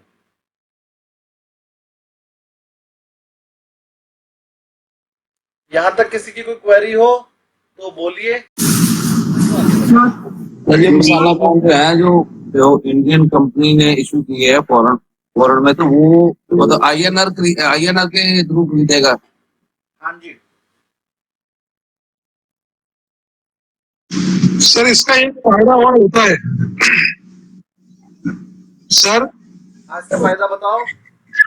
सर इसका फायदा क्या होता है? जैसे मान लीजिए हमारा जो सॉफ्टवेयर सर्विसेज एक्सपोर्ट होती है यूएस में, डॉलर में मान लीजिए बढ़ गया, ठीक है, तो हमारे यहाँ पर ज्यादा देना पड़ेगा, या फिर INR बढ़ गया, तो जो मिसमैच, फॉरेन करेंसी का इफेक्ट इस पे नहीं पड़ता है। नहीं सुनिए तो सर, तो जो मतलब हमारे इंडियन रुपीस में जो अप एंड डाउन होता है ना, ड्यू टू USD जब ऊपर नीचे होता है, और यदि वो आईएनआर में आता है तो वो दूसरी कंट्री में उसका इफेक्ट नहीं आता। अरे वही तो मैं हमारे इंडियन करेंसी ट्रेडिंग में गवर्नमेंट ने कर रखा है। शॉर्ट में यही बोलते हैं कि फॉरेन करेंसी का इफेक्ट हमारे ऊपर नहीं पड़ता। हमने रुपीस में हाँ, इसलिए हमारा आईएनआर दूसरी कंट्री में आईएनआर के फॉर्म पे यूज होता है, तो हमारे यहाँ पर जो ऊपर नीचे होगा तो वो वहां पर भी ऊपर नीचे होगा, तो उससे ट्रेड में फर्क नहीं पड़ता। लेकिन सॉफ्टवेयर में हम देखेंगे जो एक्सपोर्ट है, डॉलर बढ़ जाता है तो उनको फायदा होता है, फिर हमारा आईएनआर ज्यादा पैसा लगता है। तो ये बैलेंस बनाने के लिए कुछ कंपनियां ये काम करती हैं, सर मसाला बॉन्ड। जो कंपनियां इंडिया की हैं और वो बाहर एक्सपोर्ट इंपोर्ट नहीं कर रही, उन्हें डॉलर से मतलब ही नहीं है। वो कहते हैं हम डॉलर में क्यों इशू करें अपना बॉन्ड, हम तो भैया मसाला बॉन्ड इशू करेंगे इंडियन करेंसी में, हमें क्या मतलब डॉलर ऊपर नीचे हो जाए। तो वो लोग जो इंडिया में ही काम करना है, इंडिया करेंसी है, तो वो मसाला बॉन्ड इशू करते थे। और कुछ बाहर की कंपनियां भी है जो मसाला बॉन्ड एक ने करा था बस, इंटरनेशनल फाइनेंस कॉर्पोरेशन ने लंदन स्टॉक एक्सचेंज में, लेकिन फिर वो इतना ज्यादा उसे मतलब इतना सब्सक्रिप्शन मिला नहीं, तो फिर किसी और ने करा नहीं। अमेरिका वाले कहते थे भैया हमें तो पैसे देने, हम तेरे चक्कर में क्यों पड़े, हम किसी और को खरीद लेंगे। तो उन्होंने उसकी बात माननी नहीं, तो फिर किसी और ने करा ही नहीं। चलिए जी, अब एक अगला कंसेप्ट आ गया बहुत ही बढ़िया। पता नहीं लैपटॉप क्यों चल नहीं तो मेरा सर लिखूंगी हाँ मुझे पूछना पड़ता। हेलो सर, हाँ जी, सर ये एसपीवी का फुल फॉर्म क्या है सर? एक मिनट, सब अपने आप को म्यूट कीजिए, सुदीप अग्रवाल जी के अलावा। अब बोलिए क्वेश्चन। सर एसपीवी और VMR infrastructure limited, sir SPV sir company के नाम है नहीं, यहाँ पे लिखा हुआ एनएसपीवी और एसपीवी और वीएमआर सब्सिडरी, इंफ्रास्ट्रक्चर। वो उसकी सब्सिडरी, एसपीडी का कुछ मतलब होगा। ओके जी, okay. Special purpose vehicle. Muted है, देखिए आवाज आ रही है जी, बोलिए प्रसाद जी, बोलिए। सर ये डीवीआर के शेयर खरीदने चाहिए क्या फिर? ये टाटा मोटर्स डीवीआर जो खरीद रखे हैं कि किस वजह से खरीदना चाहिए बताओ। एक तो सेफर है वो, उसके बाद ये जो नॉर्मल इक्विटी वालों को जो डिविडेंड मिलेगा उससे पहले ये डीवीआर वालों को मिलेगा। ये पूछ रहे हैं, पीवीआर पूछ रहे हैं? नहीं DVR Tata motor DVR. Tata motor DVR लोगे तो डीवीआर को हाँ। डिविडेंड तो मिल जाता है पहले, लेकिन वोटिंग राइट नहीं होता है। और सिर्फ डिविडेंड उतना ही मिलेगा जितना डिविडेंड देना चाहेंगे, मतलब डीवीआर के लिए अलग डिविडेंड करती है कंपनी और नॉर्मल के लिए अलग। और आप देखोगे ना डीवीआर का डिविडेंड हमेशा आधा कर देती है कंपनी नॉर्मल से। मतलब वो कहती है हमने टाटा मोटर के शेयर को दिया 200 रुपए का डिविडेंड, डीवीआर को देंगे 5 रुपए। तो आप अच्छा। डीवीआर का शेयर भी जो है सस्ता है, नॉर्मल शेयर से हाँ। शेयर भी सस्ता है। तो डीवीआर खरीद सकते हो, दिक्कत नहीं है, सेम ही चीज है, लेकिन वो कम ही रेट में मिलेगा, कम ही रेट में चलेगा। और मैंने देखा है वैसे टाटा मोटर शेयर ही बिका है, टाटा मोटर भी मत खरीदो, डीवीआर भी मत खरीदो। अच्छा, क्योंकि मैंने बहुत पहले खरीद चुका हूँ ये। Then Tata Motors shares can you purchase like in bulk or lot size? Question repeat कीजिए ma'am. Sir, should we purchase this Tata Motor DVR in lot size or in small size also? I recommending not to buy Tata Motor and Tata Motor DVR. Invest in other shares. Okay, sir.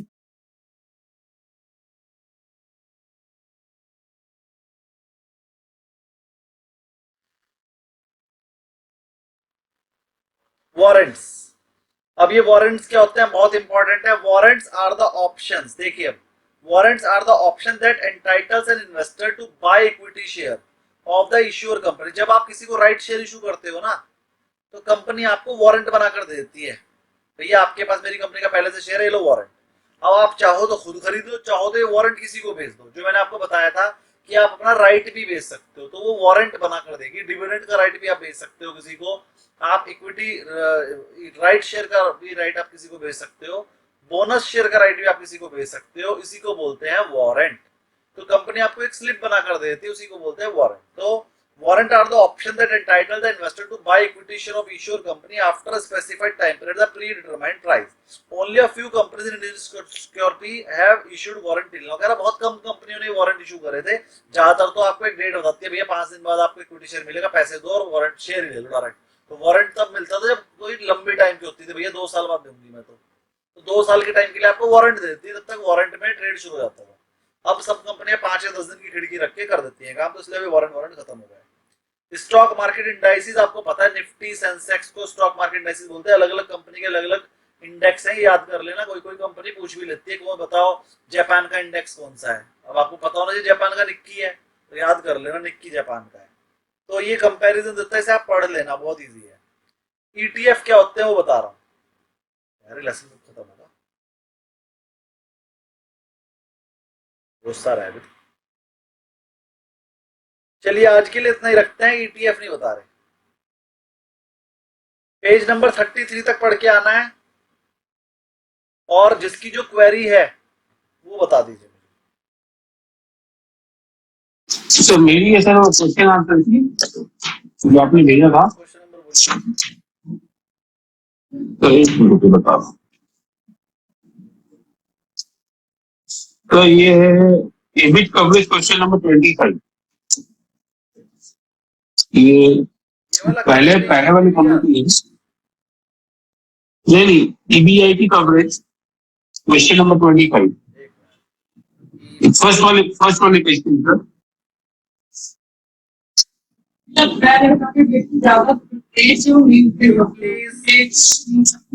Please mute.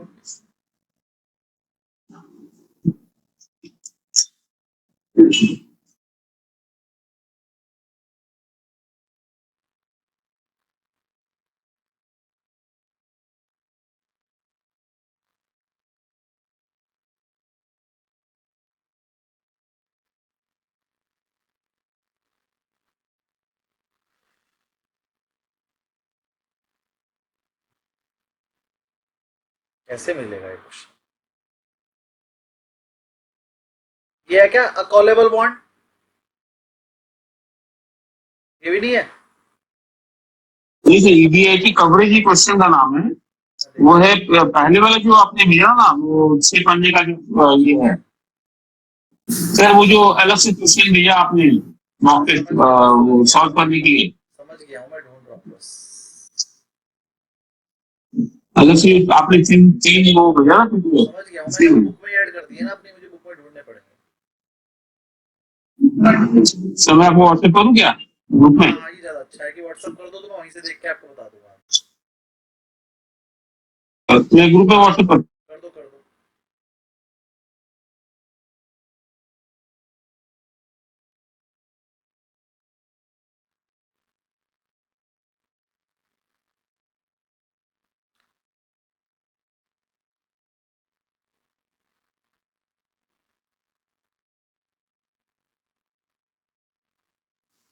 कैसे sir? कर दिया, देख रहा हूँ.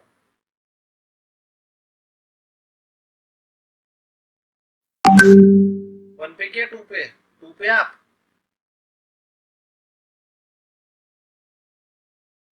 कहाँ किया sir? ठीक है. ये है क्या? तो जो अभी ठीक है. आदर मिला. हाँ मिल गया. 25 निकालना है ना इसमें. आदर EBIT coverage, EBIT 12 lakh, interest 2 lakh. Coverage ratio मतलब अगर इंटरेस्ट कितनी बार दे सकते हो आप?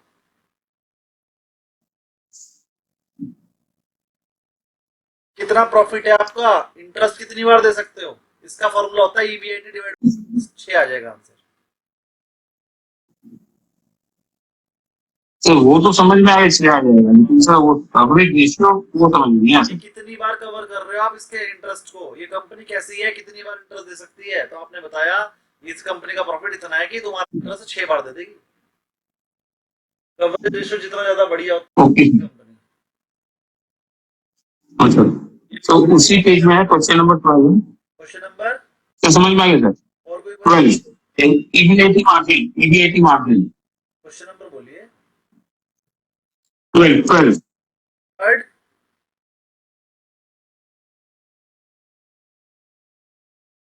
सर 12 नंबर सर 12 ही मिल गया। EBIT 2 लाख, सेल 10 लाख, 20% आगे इसका फॉर्मूला ही होता है EBIT upon sale into 100।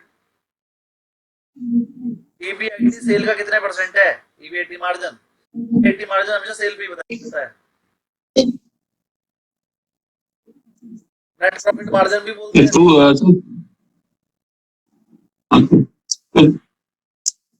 Lakh by 10,000 10 lakh हुआ। 2 lakh divide by 10 lakh into 100, 20% answer आ जाएगा।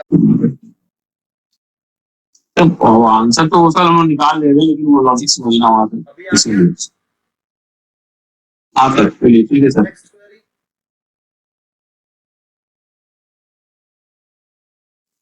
सर इसका फॉर्मूला क्या बताया बीआईटी मार्जिन का? EBIT divide by sale into 100।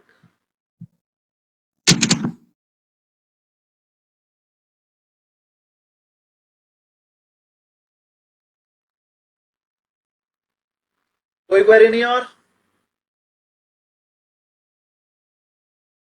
Sir 13 वाला भी बता दीजिए ना उसका। 13 वाला देखिए। EPS चेंज, बहुत बढ़िया क्वेश्चन है। कह रहा है EPS पहले आपका था 5 रुपए, अब रह गया 4 रुपए। बताओ कितना कम हो गया? अरे भैया निकाल दो, 1 रुपया कितने परसेंट होता है 5 का? 20%। 1 डिवाइडेड बाई 5 इंटू 100। भाई 1 रुपया कम हो गया, पहले 5 था अब 1 रुपया कम हो गया, तो कितने परसेंट गिर गया? 1 डिवाइड बाई 5 इंटू 100। समझ में आया सबको?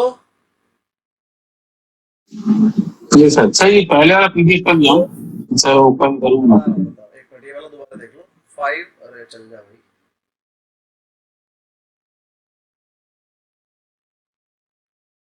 चलो जी आप ही बताइए क्या था।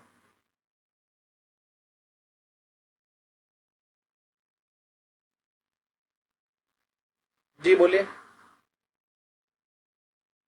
5 से 4 हो गया आपका EPS, तो कितने परसेंट घट गया पूछ रहे थे।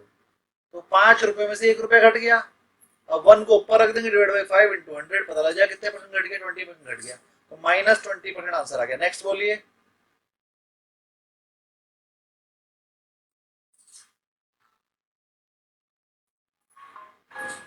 और कोई क्वेरी?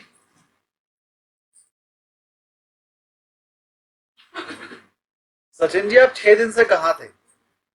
मुझे एक ऐसे स्टूडेंट की जरूरत होती है जो वीडियो खोलकर बैठा रहे। तो मुझे ऐसा लगता है कि मैं किसी को पढ़ा रहा हूँ, सबके सब वीडियो बंद करके बैठते हैं। तो पिछले बैच में प्रतीक जी थे ऐसे, और इस बैच में मुझे प्रतीक जी भी है अभी क्लास में, लेकिन इस बैच में मुझे आप मिले हो 7-8 दिन बाद। कोई तो चाहिए। कल से वीडियो ऑन ही होगा सर, हाँ जी। कल से वीडियो ऑन दिखेगा। हाँ नहीं, मुझे मतलब मैं आपको याद रखता हूँ, पिछले पूरे बैच में आपने वीडियो ऑन करके रखी थी, और इस मुझे सचिन जी मिल गए। लेकिन कहता है भैया वीडियो ऑन कर लो, कोई नहीं मैं आपको देख रहा हूँ क्या खा पी रहे हो। लेकिन कोई बात नहीं, वीडियो ऑन करते तो पता रखता रहता है कोई कुछ और तो नहीं कर रहा है, फिर तो मैं कुछ और करने ही नहीं दूंगा अगर वीडियो ऑन रखोगे। चलिए, तो अब कोई क्वेरी किसी की नहीं है, तो आज के लिए इतना ही रखते हैं, क्योंकि 10 बज गए हैं, ज्यादा हो जाएगा फिर। तो थैंक यू वेरी मच। हाँ जी। एक चीज और पूछना। सर कल का कॉल बता दीजिए सर, मैंने कॉल बोला कल का टेस्ट का कुछ बता दीजिए क्या है। कल क्या लेना सर आपने बोला था हर क्लास में बताऊंगा।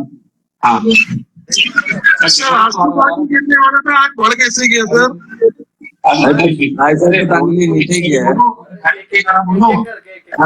आज तो पतंजलि नीचे गया है।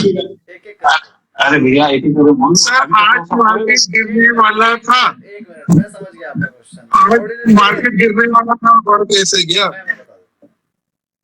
मैंने निकाला सर मैंने कहा था कि बहुत ज्यादा विचलित कर नहीं गए हैं, साइडवेज रहेगा। मैंने सुबह 9 बजे से पहले मैसेज भेज दिया। निफ्टी का डेटा मेरे लिए साइडवेज है, बैंक निफ्टी और मिड कैप निफ्टी का थोड़ा सा पॉजिटिव है। एक और चीज जो हमें सेंटिमेंट देखते हैं ना एक दिन पहले, ये होता है क्योंकि इंडेक्स का सेंटिमेंट हर 2 घंटे में चेंज होता है।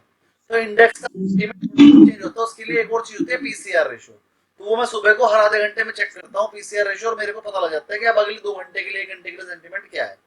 तो सिर्फ ये नहीं कि मैंने रात को बोल दिया तो वही होएगा, वो सुबह को भी जाके पीसीआर रेशो चेक करना पड़ता है। तो मैंने सुबह को बोला था कि मार्केट साइडवेज रहेगी, मार्केट गिरी हो या बड़ा, ये बहुत बड़ा मूव नहीं आया है। पूरे दिन मार्केट ऊपर नीचे करती रहती है। दूसरा, हम जो डेटा देखते हैं वो एफआईआई का देख रहे हैं, तो खाली एफआईआई की मर्जी थोड़ी चलती है मार्केट। एफआईआईज का सेंटीमेंट था निफ्टी को गिराएंगे और बैंक निफ्टी को बचा के रखेंगे, लेकिन वहां पर जाने के बाद मार्केट में और भी तो बंदे हैं ना, वो उनकी थोड़ी चलती है, लेकिन 10 में से 8 दिन एफआईआईज की ही चलती है, इसलिए मैं एफआईआईज को फॉलो करता हूँ, उनका डाटा रोज बनाता हूँ। अब और कहना था सर पतंजलि गिर गया, एक एक करके मैं दो चार क्वेश्चन के आंसर दे दूं।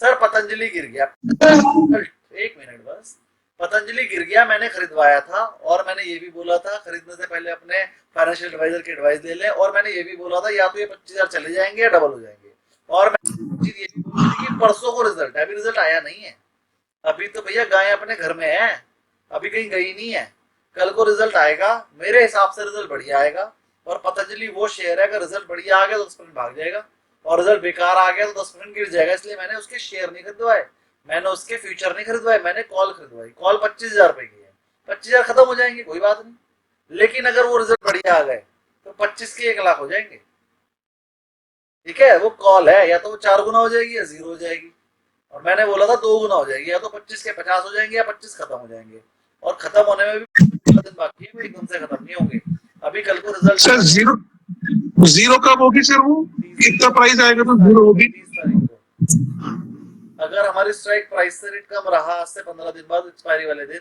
तो वो 0 हो जाएगी, और अगर उसका प्राइस स्ट्राइक प्राइस से ज्यादा रहा तो जितना ज्यादा रहेगा तो उसकी वैल्यू, मान लीजिए आपने 1100 रुपए की स्ट्राइक प्राइस का रेट लिया और 15 दिन में उसका रेट होगा 1300, तो वो जो आपने कॉल लिया उसका रेट हो जाएगा 200 रुपए, जो कि आपने शायद 80 रुपए की ली है, तो अभी 60-65 रुपए हो गया सर, 60 रुपए चल रही है रेट, लेकिन मैंने उसे एवरेज करने के लिए भी इसीलिए मना करा है क्योंकि मुझे नहीं पता रिजल्ट कैसा आएगा, ऑपरेटर बैठा है उसके अंदर, ऑपरेटर तो खरीद के भी बैठ सकता है और बेच के भी बैठ सकता है, तो मुझे कैसे पता चलेगा ऑपरेटर खरीद के बैठा है कि बेच के, लेकिन जिस दिन से ऑपरेटर बैठा था उस दिन तो शेयर बढ़ रहा था, तो मुझे ऐसा अज्यूम किया मैंने कि जब से ऑपरेटर बैठा है शेयर बढ़ ही रहा है, मतलब वो बाय साइड बैठा है, तो मैं भी बाय साइड करके बैठ गया। अब देखते हैं कल को ऑपरेटर हमारा साथ देता है कि नहीं, कल को रिजल्ट आएगा, अगर रिजल्ट अच्छा आया तो बहुत तेज भागेगा, और अगर रिजल्ट बेकार आया तो बहुत तेज गिरेगा, इसीलिए मैंने रिस्क लिमिटेड हो जाए, 25,000 तो जाएंगे और कमा लेंगे, और अगर लेकिन आने लगे तो 2 लाख रुपए भी आ सकते हैं। अब आपकी कोई क्वेरी है तो वो बोलिए, फिर क्लास ऑफ करें। तो वो तो आपकी एक्सेल पे